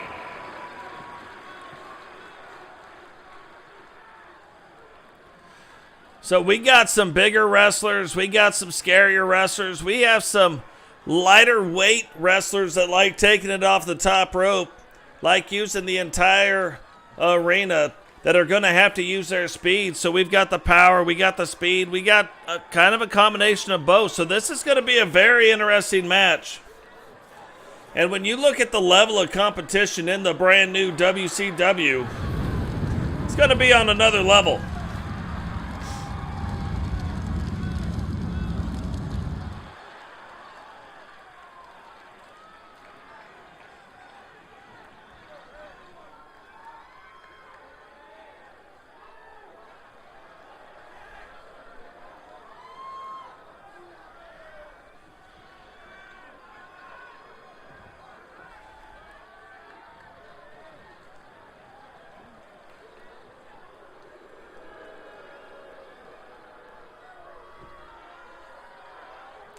It felt like it was the glorious time.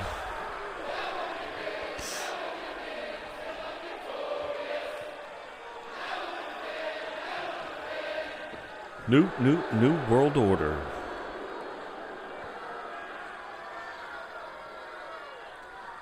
New World Order member Bobby Roode making his way down to the ring.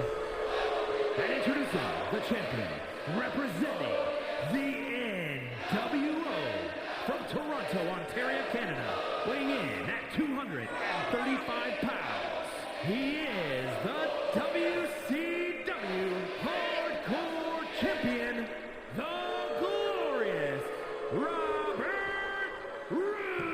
It's interesting though. You put 8 people in any kind of match, things get interesting. You put 8 people in a hardcore match and watch out. Who knows what is going to go on? Who knows how this is going to go down? Who knows what is going to happen?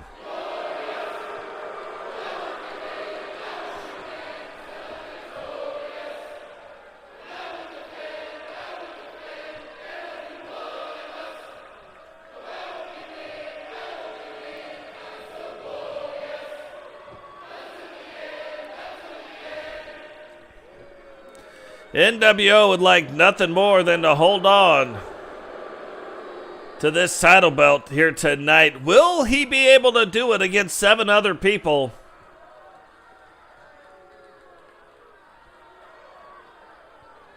We'll find out today. That is exactly what we're about to find out.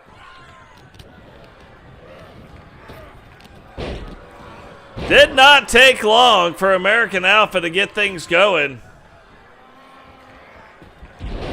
against each other, but quickly back onto some other people.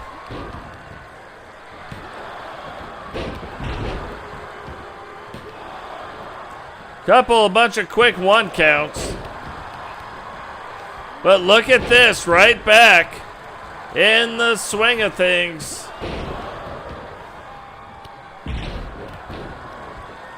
Getting after each other.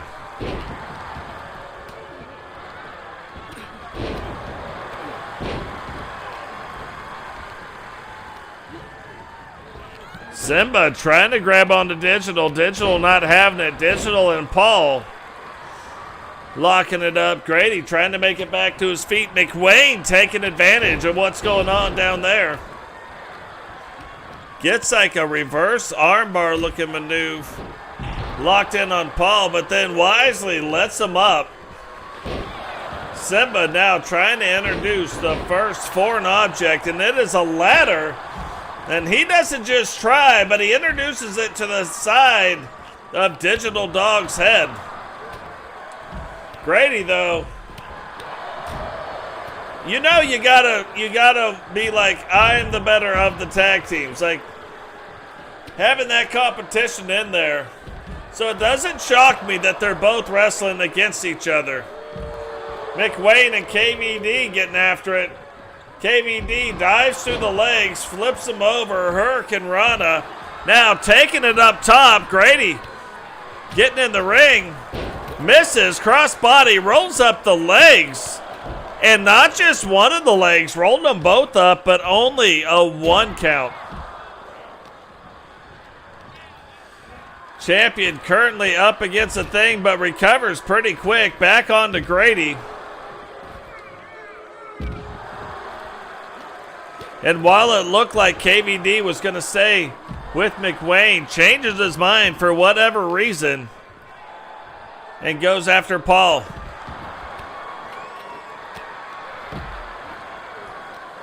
Simba fighting through. Looked like Grady was going to help him, but boom, caught him right and dirty. And then boom, really is the one that pays the price for it in the end.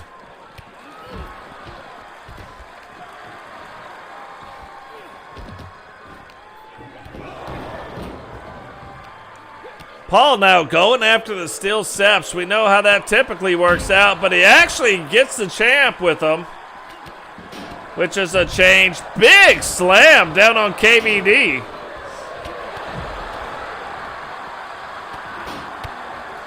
And look at that, Digital letting the hands go. Shot to the midsection. Simba rolling up the leg of Paul the Thing and getting a 2 count. Boom. Taking out Grady and McWayne. And boom, continues to do that.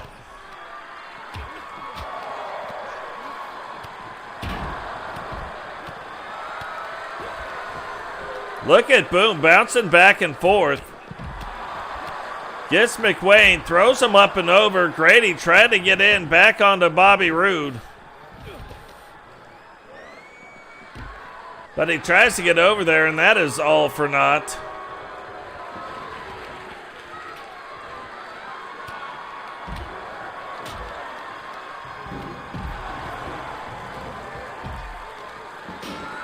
Boom, look, Paul gets the steel steps. Boom is like, nope.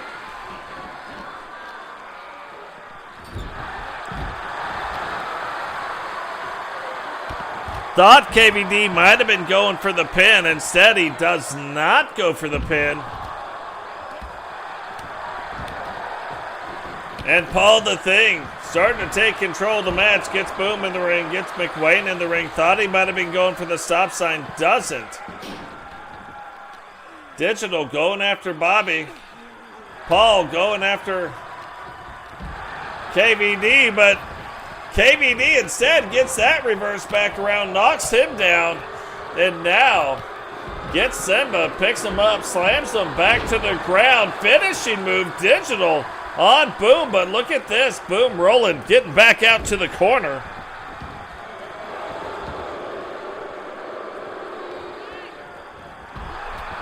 And what is going on with Paul the Thing? That's the thing that makes Paul so scary. Bobby Roode eliminated by McWayne. McWayne going after a bunch of people. KVD, look at Paul the Thing. What is happening here? Goes under.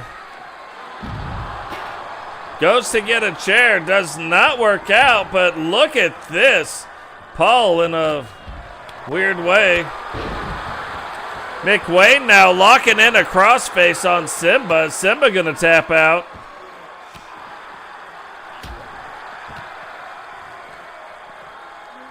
Simba trying to fight through it. And does. Rolls him over. What is going on with Boom and with Paul the Thing? And look at that. Simba splitting them open.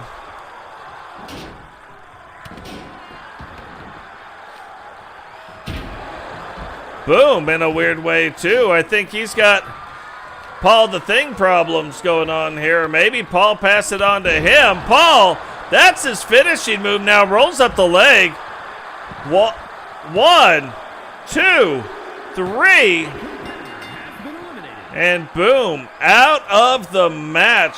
Looks like Paul may have recovered from the weird business that was going on there. But something we'll have to keep an eye on. Simba getting a 2 count on Digital. But look at that. Right back in the mix. McWayne. KVD now eliminated. Sit down sausage on to Simba. 2, 3.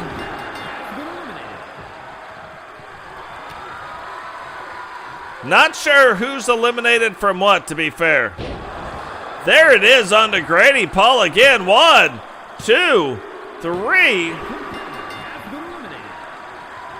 Digital still in. McWayne still in. Paul the Thing still in. Digital takes it downtown. Takes it to the downtown. Low blow on Paul. Paul recovers quick enough, though. Gets McWayne up.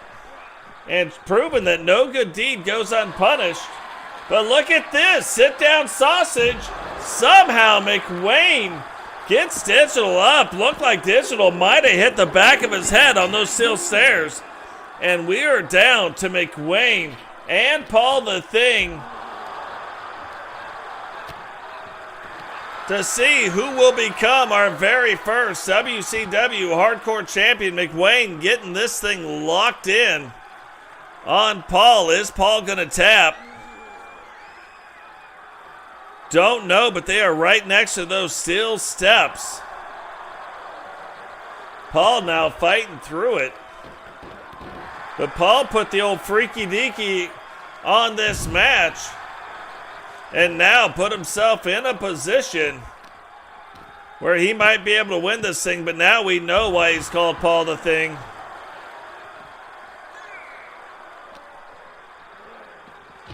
Throws McWayne into that barrier. Gets him again.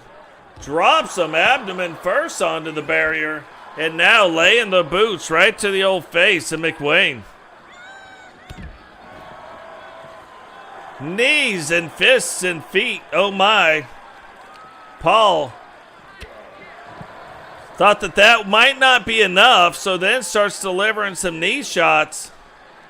Gets McWayne up. Trying to pick him up. Is he going to get it? No, McWayne uses his weight, shifts it around, misses it, now has Paul up, sit down sausage. Is this going to do it? 1, 2, and Paul the thing. Look at that. McWayne can't even believe it. But McWayne, remember, split open. You can see right through the eye holes. Has some blood running out there. Hard to see. Rolls the leg one more time. 1, 2, 3. And McWayne becomes our very first WCW Hardcore Champion, blood and all. Here is your winner, and new WCW Hardcore Champion, McWayne. Almost Christmas time. Look at that. Green, and now McWayne adds the red to his ensemble. Not just the blood, but the WCW Hardcore title belt. And that brings us down to the final 3 matches of the evening. WCW Tag Team Championship belts on the line right now. Cecil and Kempty, I've brought this up before, have never won major tag team title belts, the highest tag team championship belts that they have ever won. Even though they are considered to be one of the greater tag teams ever, will face probably the greatest tag team as far as the history goes in SC Jumpman and Milkman, but have never won. The highest belts that they had won, Cecil and Kempty, was the Intercontinental Tag Team title belts, not the World title belts. So can they make that change tonight? They will be carrying the belts down, but can they win it to become the very first brand new WCW Tag Team Champions?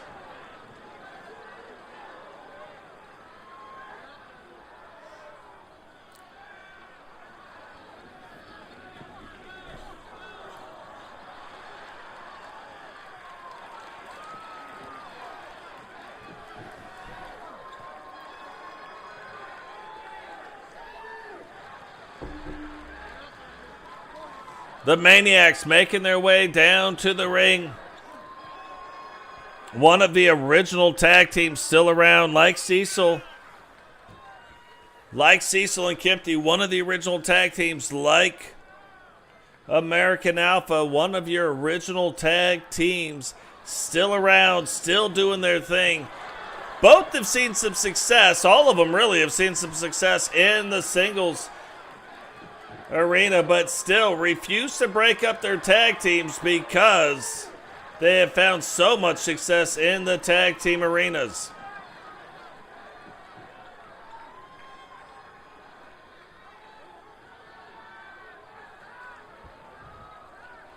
Now this is straight up. One pinfall will win this match. This is not going to be an elimination tag match. This is just your straight up normal everyday 2 monos versus 2 monos. 1 pin wins. These might be the sharpest belts we have. Like, it's amazing how the texture of these belts are.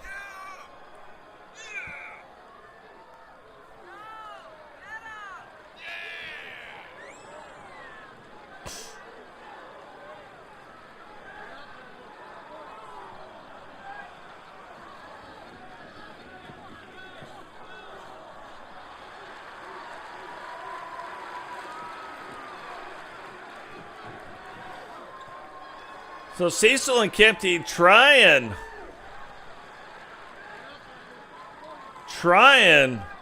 to win their very first World Tag Team Championship title belts.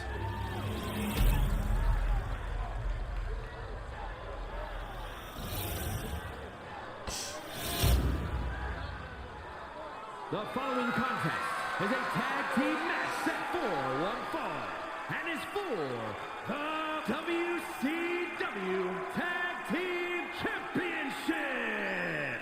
Introducing Introducing the challengers at a combined weight of 545 pounds, the Maniacs. And their opponents at a combined weight of 455 pounds. They are the WCW Tag Team Champions, the Hit Squad. So Hit Squad trying to do the thing, even though they've been considered one of the better tag teams ever, never won the World Title Championship belts. That could change right here tonight. Whereas on the other hand, definitely one of the greatest World Championship tag teams on the other side of the arena, the Maniacs, trying to win the brand new WCW tag team titles. And you'll see this from both teams getting in and out, but anytime Milkman is in the ring, the other team is typically giving up a little bit of size to him.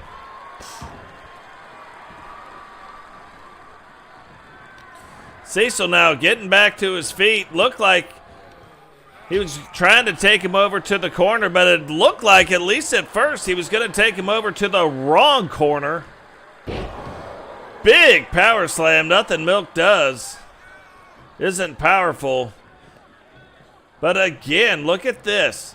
They have already made 2 tags on that side and not one on the other. So, is that going to change?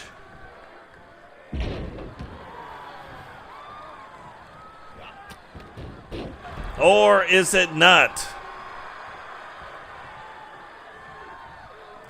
Yeah, it's kind of funny. Like, supposed to be at 500. You can apply for the thing. Still will not let me apply for it, so we're going to have to do it the old-fashioned way. We have to do it the old-fashioned way and get to 1,000. That's fine. It's all good. And we'll get there. Look at this. Kipty. Jump trying to escape, but Kipty now taking it outside of the ring, going through that second and third rope and keeping the offense going. Now, remember, this is kind of odd. Kipty and Cecil can retain the titles by a way of a countout, becoming the first champions. However, SC Jumpman and Milkman cannot win the titles by way of a countout. So that's something they got to pay attention to, but that's the slight advantage that Kipty and Cecil get for winning the private tournament.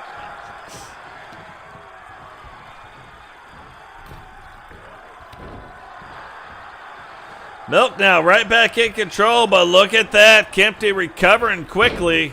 Goes for the missile drop kick, misses, but right back on top of Milkman. Thought he might have been trying to take him over to the corner. Instead, drops him right on top of the old Kabasa. Jumps up and then looks like he's trying to lock in. Almost like a reverse type of an armbar. Wrenches on it, but lets him back up. Now rolling up the leg. 1.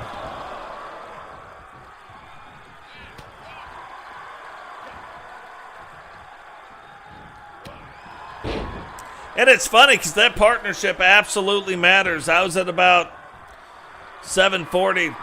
Strudel got to 500, and now Strudel almost over 750 subs. So it absolutely matters. But, again, we'll get there. Very happy for Strudel. McWayne is another one. We're all about same amount of subs going in. I think all 3 of us will get there by the end of the year for sure.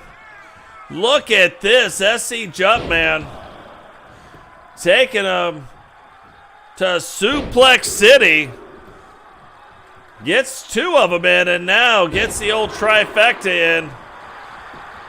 Jumps over, rolls up the leg. Milkman trying to get back to his feet, and Cecil kicking out in 2. Kempty gets into the ring, but it would have been way too late.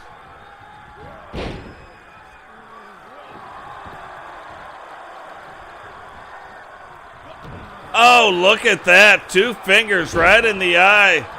The Maniacs never been accused of not doing anything it takes to win. Part of the reason why they're the Maniacs. Look at that. SC Jumpman taking it over the top rope. DDT back onto the apron, rope assisted. Cecil now fighting out. Thought Cecil was going to get a DDT on the outside of the ring. Does not get it. Jumpman jumps right back to his feet. Thought Milkman was going to get involved somehow. Does not. And really, this is where, I was going to say, this is kind of where, if I was on the other side, if I was on the side of Cecil and I couldn't make any inroads against the Maniacs, I'm not opposed to getting the count out. Win at all costs, you know what I mean?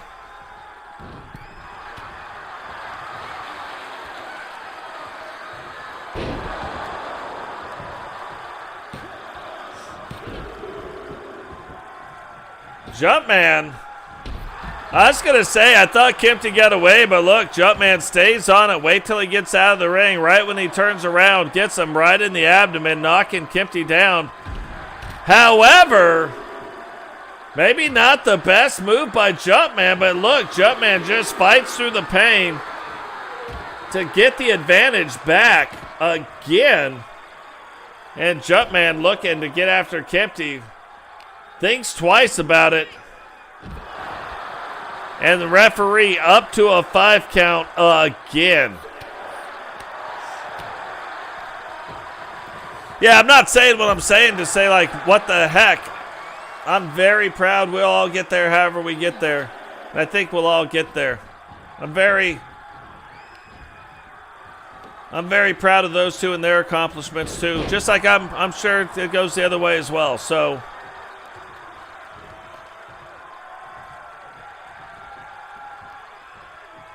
look at this. Milkman back in the ring. Oh, you do not want to see this if you're Cecil. Look at that. Kempty saving Cecil. Can Cecil get back to his feet? I mean, he does, but cannot recover in time. Milkman back up. Gets him with the old coccyx buster. Coccyx. I know. Big word. We got to have a big word almost every single time. Look at that. Milkman had Cecil picked up. Had him in a bad sort of way. Cecil reverses it back around and gets Milkman in a DDT. And now starting to make some inroads. But can he get him over to his own corner again? And maybe get a double team up on him. Look at that. Down low in the middle, up top. Then gets Kempty tagged back in this match. Kempty now going up to the top rope. That's where he likes to live at. Referee talking to him, but big splash. Rolls the leg up. 1. And still only a 1 count against Milkman. That has got to scare you if you are the team of the Hit Squad. Kempty now gets him over. Double team moves. I would be doing this all day and all night. Partner assisted shoulder block. Cecil now setting up for his finishing move. That's called the breach. Gets him up, pops him over. 1, 2, and almost a 3 count. No way Jumpman was going to make it there. And here we go again. I bet you Jump ready this time. But no, Milkman is ready this time. Absolutely crazy. I'm going to tell you what, I've got a video now that it's the Goldberg short video that has over 15,000 views. It did something over the course of 2 months that was absolutely crazy.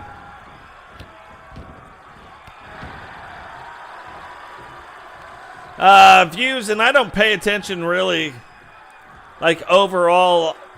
This year, we've got over 180,000 views already, so we have over 400. Matter of fact, we're at 401 subscribers joining the channel this year, which is phenomenal. 1, 2, 3, and it will remain the same. The Hit Squad still has not won World Tag Gold. Here are your winners, the Maniacs. Yeah, it's funny. We have, I mean, I can tell you super quick.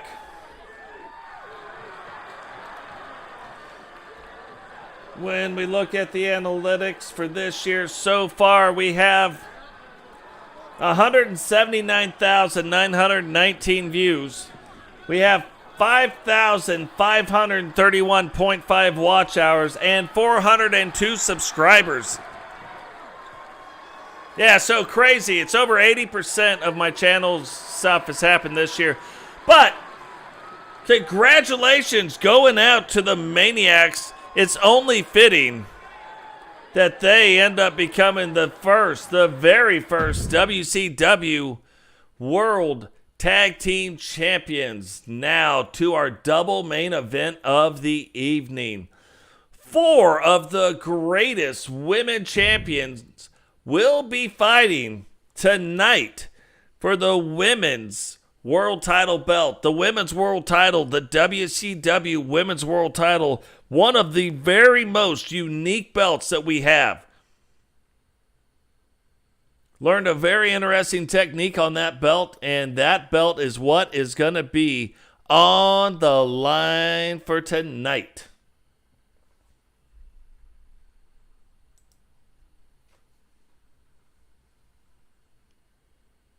Yeah, and every few days I'm going to start releasing shorts again. We're going to get back into the habit of doing that. Something happened with the shorts. That's why I slowed it way down, and they were still performing. They're starting to slow down, so I think now it's time to go back to doing it again. Not every day, not 3 shorts a day, nothing like that, but every couple days I'm going to release a short. So we'll look at 2 to 3 a week. Is a fatal 4-way Falls Count Anywhere match, and is for the WCW Women's World Championship. Introducing the challenger, representing the NWO from St. Louis, Missouri, Shy Girl Davis. What is going on, Curvin? Welcome to the stream. So, Cheyenne Davis does have this knack of not losing title belts. So she just became the world champion, then moved to WCW and had to vacate her title belt. So never lost that world championship belt either. Now, going up tonight, going after the WCW Women's Championship tonight in this fatal 4-way match. It is an elimination match. Last woman standing will be our brand new champion. Guys, if you are joining us for the very first time, what we do here is we create the wrestlers, we create the arenas, we create the title belts. We turn off the commentary, I do the commentating, and I do not control the wrestlers. Wrestlers are controlled by the computer. I see it live when you see it. All I do is announce on it. I don't think there's anything like it on YouTube. If you can find it, send it to me. From the Queen City, the Captain, Ozzy now making her way down to the ring, and that is not to say that there's not other shows, wrestling shows on there. Just not done the way we do it. So, there's other wrestling shows on YouTube that I watch, that I really enjoy.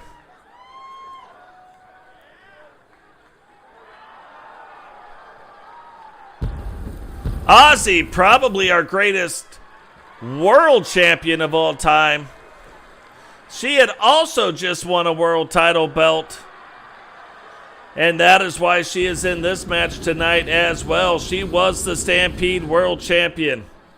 You look at Shyanne, she was the SmackDown World Champion. And now both signed with WCW. Had to vacate their titles, but will be going after the brand new WCW World Championship tonight. From Houston, Texas,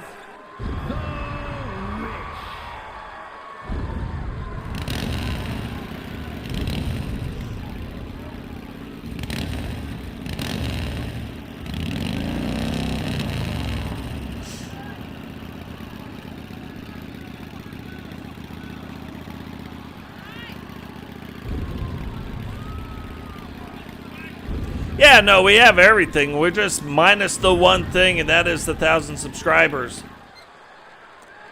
We have more watch hours than other channels that are larger than us have, so it's just...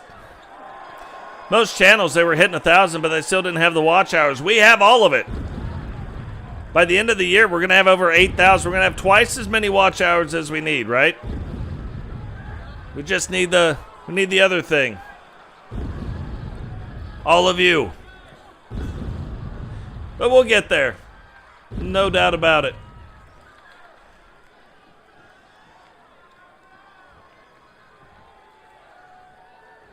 Yeah, and that's only this year, too. You know, that's just through 8.5 months. But yeah, we're trending like 8,300 watch hours right now. and introducing the champion, representing the Four Horsemen from Leeds, England, she is the WCW Women's World Champion, the Legend Killer, Jane. Yep, 4,000 watch hours is the threshold. So Jane making her way down to the ring now. In her hand that she's looking at right now, not across her shoulder, but in her hand, that is the Women's Universal Championship. However, she did win the private contest to carry down the WCW Women's title belt. Again, very unique title belt. The one that's over her shoulder is the one that is on the line tonight.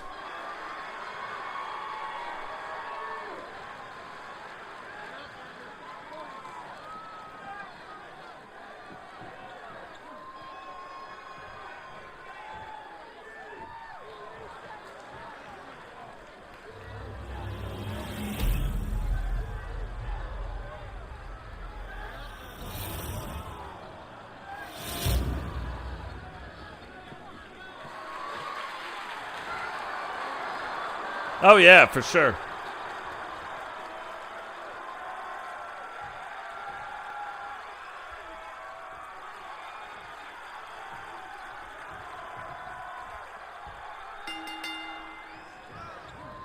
What's crazy, though, is we've had over 550 subscribers, and then somehow it's only giving us credit for 402. I wonder why. Or how that is. Yeah, I love numbers. They're interesting. Here we go. Quick start. Now, all of these women, you can make an argument for being some of the greatest champions. When we started out this whole thing in TSW, then migrated it into the WWE. Now, WCW, these women and these men, professional wrestlers that we've created, now have pretty solid backgrounds, have pretty good backgrounds, have worked their way into becoming bigger stars that could now carry a promotion like WCW. And that might be one of the biggest reasons why WCW is here tonight in its inaugural show for Nitro. So remember, Jane could technically win this whole thing on a countout, because she is the current title holder. Won't be recognized as the first unless she wins this match, but could be recognized as the first in a countout. The other 3 women cannot, except there is no countouts right now. So, nothing we have to worry about there.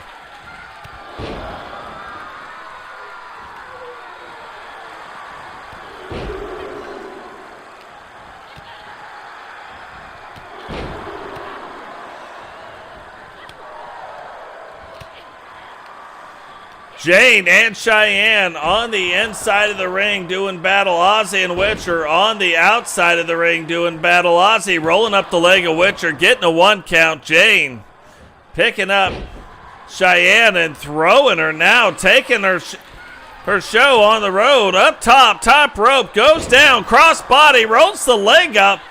1. And still only a 1 count against Shyanne. Look at Ozzy on the outside of the ring. Goes to swing. Witcher ducks it, however.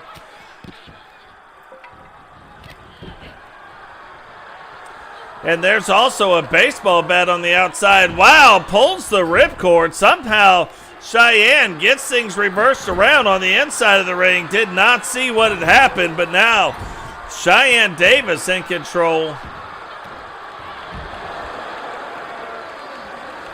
And it's funny because Ozzy beats Witcher 1, 2 for the title belt. Ends up in WCW. Ozzy ends up in WCW. There it is. 8-second ride. Is this going to do it for Jane? Rolls up the leg. 1, 2, 3. Now, no matter what happens, the Universal Champion, even though she walked in with 2 title belts, will only be leaving with the Universal title. Witcher now rolls up the leg of Ozzy, 2. And Ozzy kicks out in 2. Now, the other thing about what's going on in our Universe mode right now is these are the same wrestlers with the same hot streaks and the same cold streaks. Nothing has changed in that department. It is the exact same universe, just set up different now. Shyanne sneaking in behind Witcher now. Think Witcher might have hit her head on that chair, but still kicks out in 2. Big boot, but Shyanne doesn't go down, recovers quickly, throws Ozzy into the barricade, but now I don't think Witcher sees Ozzy coming. So this could turn it back into the Stampede World title if Shyanne is the next one to go out. Will Witcher get her revenge on Ozzy tonight, or will Ozzy, kind of in a prove-it type match, end up walking out of here with that WCW World Championship?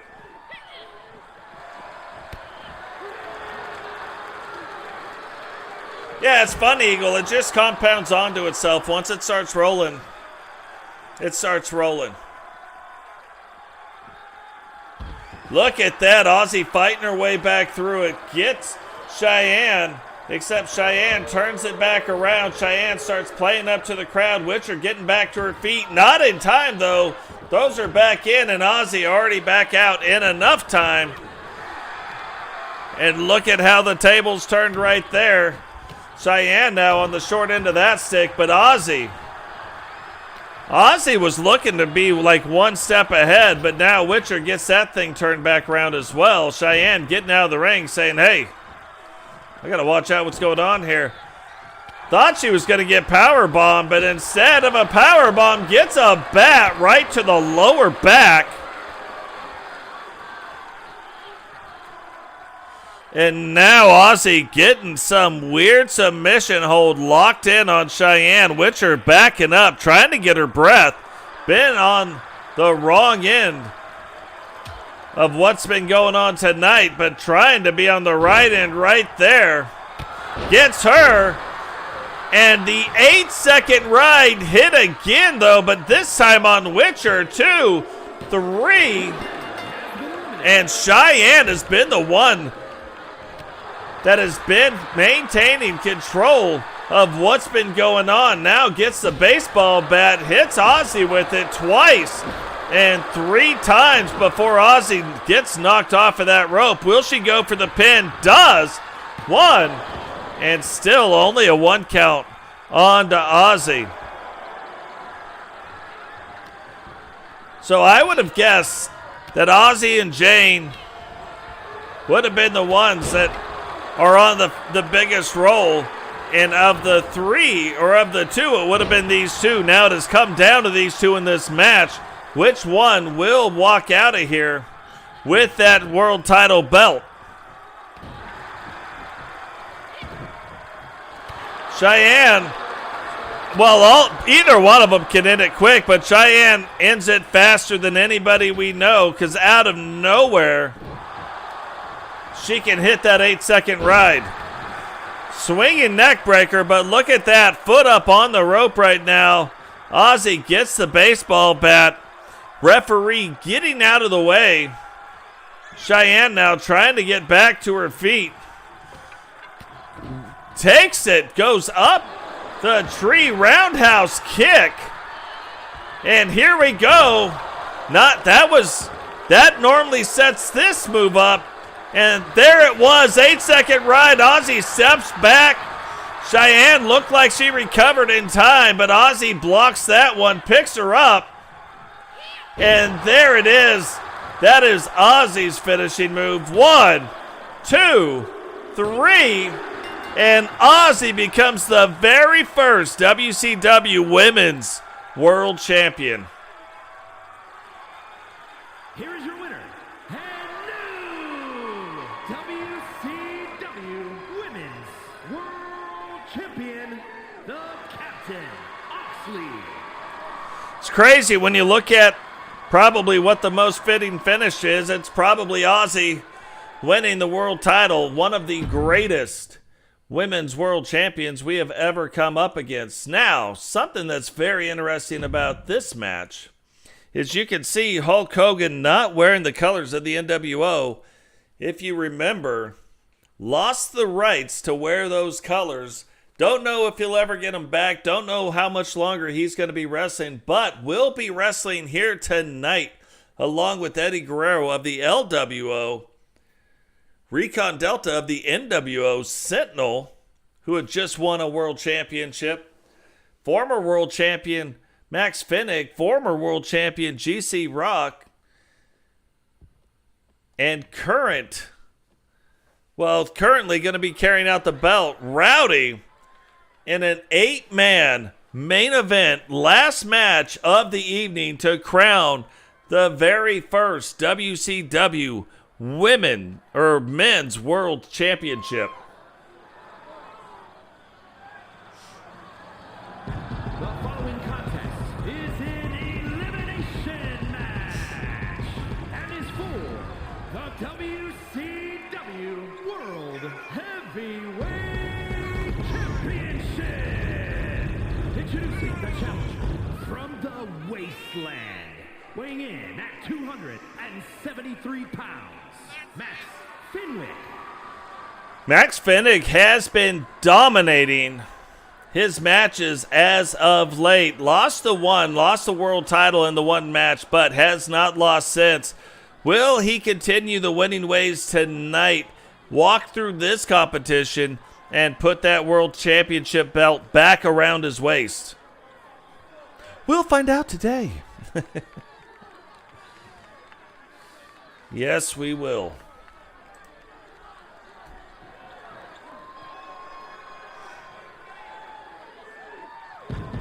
And representing the powers of pain from London, England, weighing in at 311 pounds, the Destroyer, GC Rock.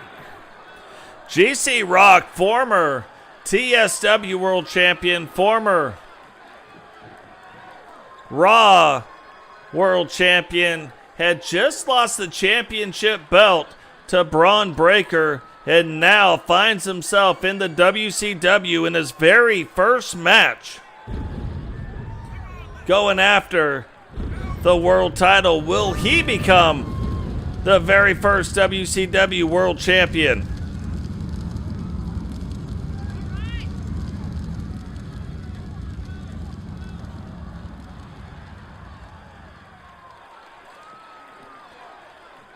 Yeah, kind of crazy. Did not plan on abruptly ending season 5 or season 4 the way we did, but felt like it would be smart to be able to chapter the brand new WCW shows at the start of a season. That way we could find it easier.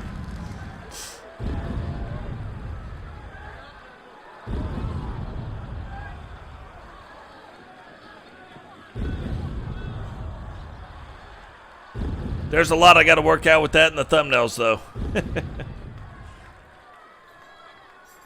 We'll figure it out.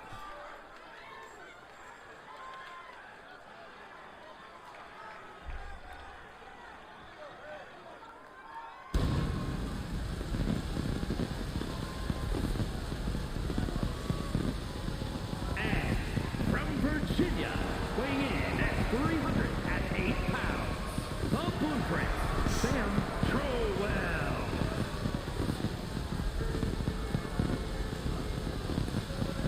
Sentinel 2 just won and defended the Stampede World Championship. Now finds himself in WCW in his first match, trying to bring home the gold.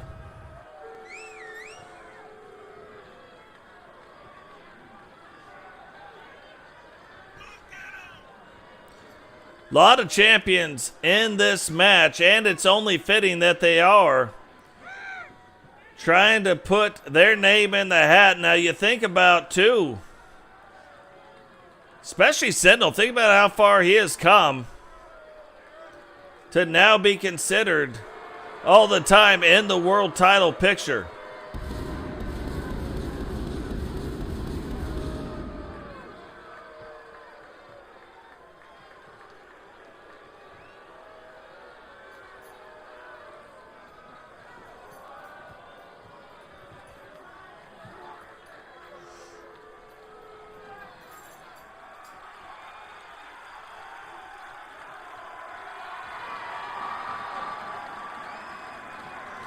Look at this. And from Venice Beach, California, weighing in at 303 pounds, the immortal Hogan. Have not seen Hogan in the red and yellow, maybe ever in our universe mode. Do not remember if he has ever been. I've only seen the NWO version. Can Hogan, Mr. Eat Your Vitamins, brother, bring home the world title tonight? There has been rumors, too, that Hogan did play a vital role in the reformation of the brand new WCW.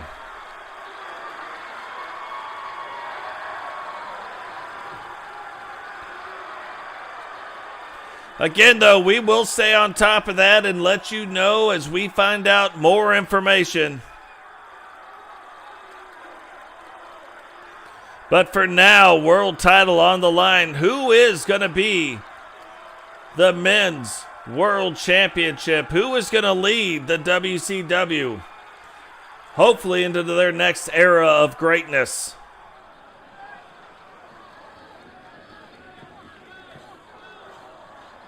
I know. And representing the NWO from Elysian Fields, weighing in at 252 pounds, Army Ranger.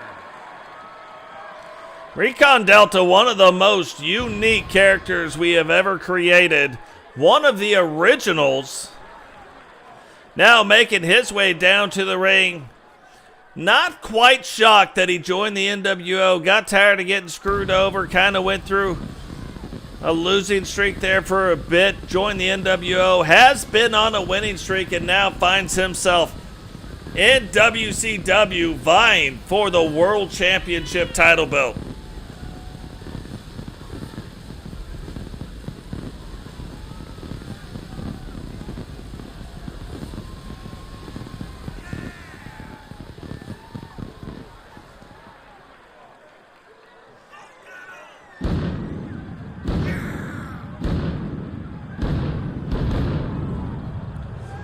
You can see at the beginning of these matches, especially 8-man, even four-man matches, seems like it's going real slow, but as soon as the pins start coming, it's almost like they start coming in fast and furious. Matches in real quick.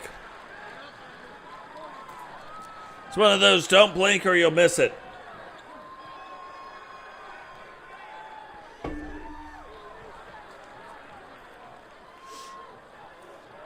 Yeah, I wish the announcers could say everything for the title belts, or the announcers could say everything for the names, or you know what I mean. There's different lists of different things that they can and cannot say at different places at different times in the game. Kind of strange, I think, as well. Well, we know who this is. Brand new look. The Fiend getting ready to make his way down to the ring as well with his American World Order.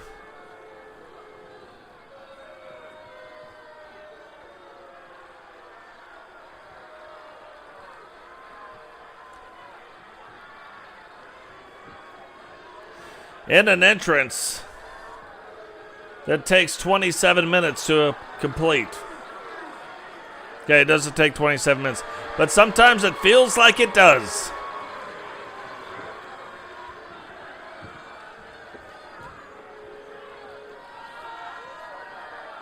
Very excited about the set of Thunder as well. Both these sets vastly different, but two of the best arenas I think we've ever created.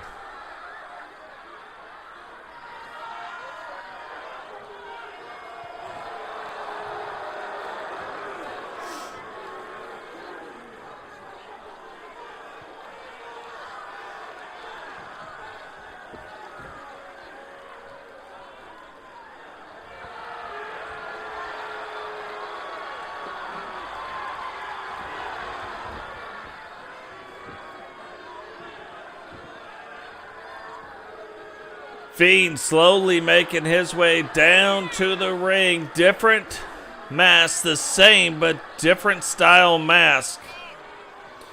Will he always wear this mask, or will Bray Wyatt one day take the mask off?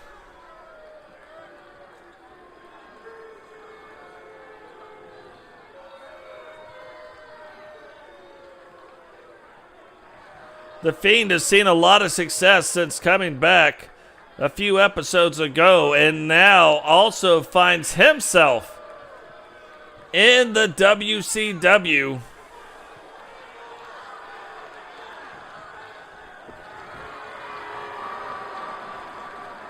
A new thing to conquer. A new brand to be in. Will the WCW be led by none other than the Fiend?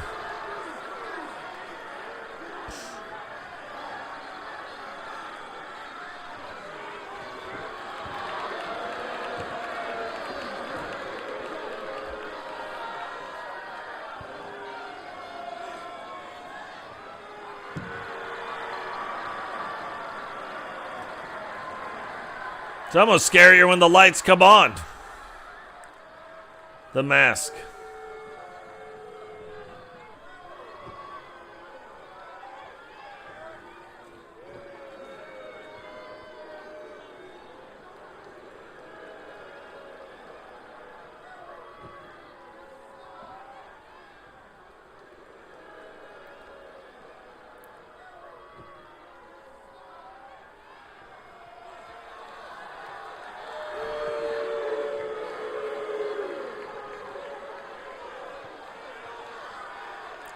Final match of representing the Luchadors from El Paso, Texas, weighing in at 205 pounds, Eddie Guerrero. Final match of the evening. Eddie Guerrero, haven't seen a lot of him, but making his way into the WCW now as well, bringing back the LWO, representing Luchador Wrestling, gets his shot tonight at becoming the WCW World Champion. Never was a world champion in WCW, but was a multi-time champion in the WWE.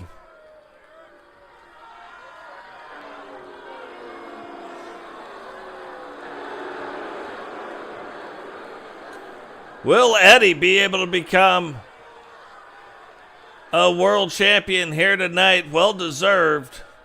It's really interesting to hear the whole backstory, especially of SmackDown. Eddie Guerrero given the credit for getting SmackDown going. Everybody's like, oh, it's The Rock's show, but it was really Eddie Guerrero that kind of put it on his back and got it rolling.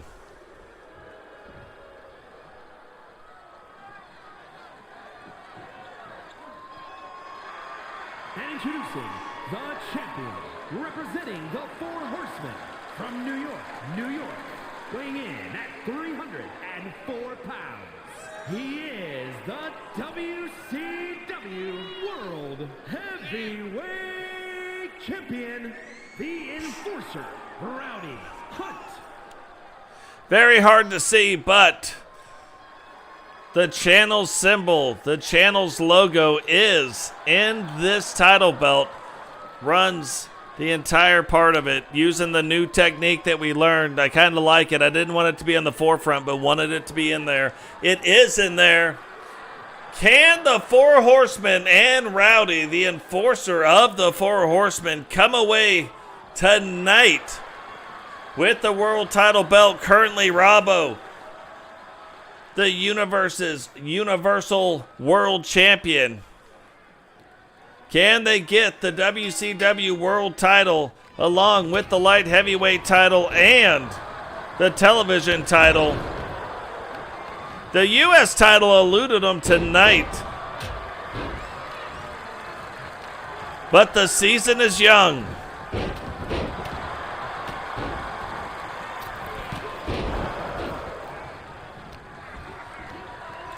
So many different things to watch out for in this match. Max Fennig, Eddie Guerrero, Hulk, Rowdy getting after them steps. The Fiend, Sentinel, Recon Delta. I mean, just a lot. Anybody could win this match right here. Big slam. Looks like Eddie Guerrero might have hit his shoulder on those steel steps. Max throws the Fiend over the top of that. Sentinel put into the corner, but Max Fennig saving him and then slamming Rowdy down. Rolls up the leg, only a 1 count. The Fiend and Hogan getting after it. Eddie, never afraid of anything, getting after the Fiend.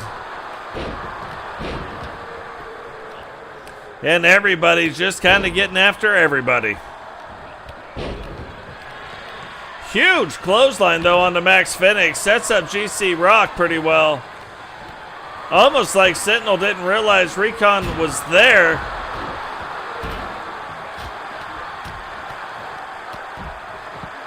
GC Rock now getting after Rowdy. Only 2 wrestlers left in the ring. And a 2 count on the Fiend already. Hogan going for the pin. Rowdy now rolling up the leg of GC Rock. Referee taking his sweet time. 2. And kicking out in 2. Hogan throwing the Fiend down again. That is Rowdy's finishing move. 1, 2, 3. And Sentinel is out of this match. Recon Delta out of the match. That happened really quick. It was like back-to-back finishing moves, and that quick, already out of the match. The Fiend gets thrown in. Rowdy, Eddie Guerrero looked like he was going after the Fiend. Is going after the Fiend, but him and Rowdy now both going after the Fiend. Eddie ducks the leg of Rowdy, gets him up, brings him back down, scoots up for the pin too, and that is one of Eddie Guerrero's finishing moves. Max out in 2. GC Rock, though, keeping on the offense. Hogan backing off. Looks like he's looking at the Fiend, but not going after him. And Eddie Guerrero puts Rowdy out now. GC Rock got hit by the Sister Abigail, but no pin. And look at this, Max getting the mandible claw put in by the Fiend. Referee there, 1, 2. And Max Fennick kicking out in 2. Eddie Guerrero and Hogan getting after it now. You would have to think Eddie Guerrero in a match like this would be one of the long shots, which is crazy. Normally, I would think he would be one of the favorites, but just look at his size in comparison to the other wrestlers. But he splits Hogan open, and GC Rock kicks out in 2. Max can't even believe that. Max thought he had him. Hogan now, blood and all, going after the Fiend, getting him wrapped in that bear hug. Can't see what's going on now on the outside of the ring. Here we go, Pebble Buster on Max. Is he going to go for the pin? He does. Referee trying to get over to him. 1, 2, 3, and Pebble Buster puts out Max Fennick. Look at little Eddie there. One of the bigger luchadors, but one of the smaller ends up cutting open the Fiend. GC Rock going after Eddie. Hogan going after Eddie. And GC Rock jumps over in between both of them and hits them both. But look at this. Hogan and GC Rock not happy unless they're fighting each other. And Eddie Guerrero trying to take advantage of the Fiend's attention being drawn elsewhere. Now gets a steel chair, but the Fiend sees him coming. Hogan only a 2 count on GC Rock. And the Fiend now back onto Hogan. Rolls up the leg. 2. And Hogan out in 2. GC Rock trying to get it pumped up. Throws Eddie Guerrero back in the ring. And takes a chair shot right from the Fiend. Not just 1, but 2 chair shots. That is for sure. Rowdy, coolest cat on the planet. Look at this. Mandible claw locked in now on Eddie. Is Eddie going to be able to fight out of it? Hogan turns it around on G. Referee, don't know what he's doing over there. Looks like he was talking to somebody in the crowd.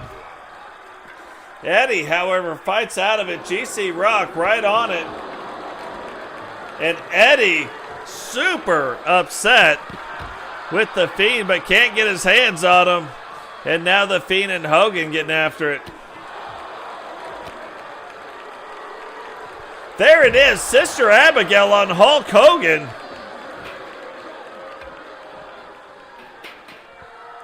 GC Rock, though, trying to keep the Hogan theme going. But the Fiend letting him have no part of it. Look at this. Eddie Guerrero turns it around. Fiend mandible claw on him, using his own move against him. Is the Fiend going to tap out? Referee right on top of the action there. Fiend, though, so far not tapping out and fights through his own finishing move. But you can tell, I told you, Eddie wasn't happy with what was going on. And the Fiend, big slam down on that. Oh, Hogan rolls up the leg of GC Rock. I think that's going to do it.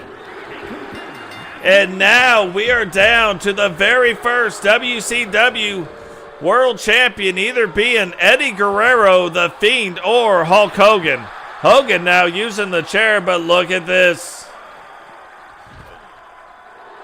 The Fiend said only one person is going to get a beat up on Eddie Guerrero, and his name is the Fiend. Hogan disagrees. They're having a meeting about it right now. Eddie Guerrero getting back to his feet. He kind of must feel the same way because look at that. He's talking to the Fiend, but the Fiend back up. Start delivering the punches right to the head. Hogan rolls out of the ring. Gets the steel steps, which usually is a disaster. The Fiend hits Eddie Guerrero with a chair shot.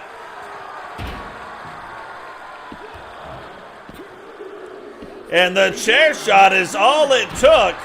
But Hogan using those steel steps. Is this going to work out for Hogan? Eddie Guerrero now being eliminated. The Fiend tries to throw Hogan in the ring. Thought he had it done, but doesn't. Hogan recovers, turns back around. Fiend fights through it. Referee, though, right on there. Look at this. This might be all over, but the crying, the Fiend getting the mandible claw locked in on Hogan. Hogan trying to fight through it, trying not to lose consciousness. The Fiend, though, has it locked in. Can Hogan fight through it? Hogan does, delivering the right hands now, gets back up to his feet. Still blood coming down his face, picks up the Fiend. Big slam right onto those steel steps. Leg drop on the outside now, rolls up the leg. 1, 2. And the Fiend kicks out of the Hogan leg drop in 2 on the outside of the ring. But looks like he's still having a hard time trying to recover, getting that leg drop done on top of those steel steps. Hogan seems to be reinvigorated. Having the yellow and red colors back on. Must have been eating his vitamins. Picks up the Fiend, slams him back down to the ground now. Picks up the steel steps, jumps into the ring. Not sure what he's doing, but he's definitely doing something. Goes down, gets the Fiend, referee back out, throws the Fiend into the ring.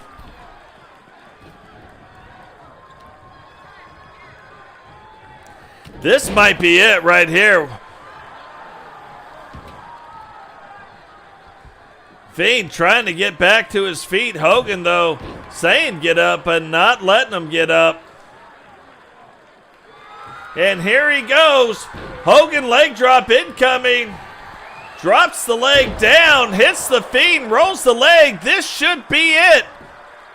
1, 2, 3, and why wouldn't it be Hulk Hogan, our very first WCW World Heavyweight Champion? Here is your winner, and new WCW World Heavyweight Champion, the Immortal Hogan. How crazy would it be if the rumors we have been hearing are true and Hogan plays an instrumental role, ends up getting beat out of the WWE, plays an instrumental role in starting the WCW, which we hopefully will be finding out as the days and the weeks go on.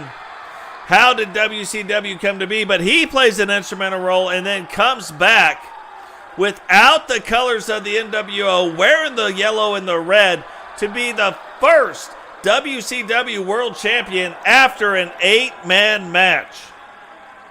I don't think you could write a crazier storyline than that. How long will his reign as world champion be? We do not know, but what we do know is he is our WCW World Champion. That is going to do it for us here tonight. Remember, drop a like on the video, subscribe if you're new, turn on the bell notification so you don't miss any time we go live, and share the video. Prove to everybody out there that you can share despite what they say, and we will catch all of you in the next one. Peace.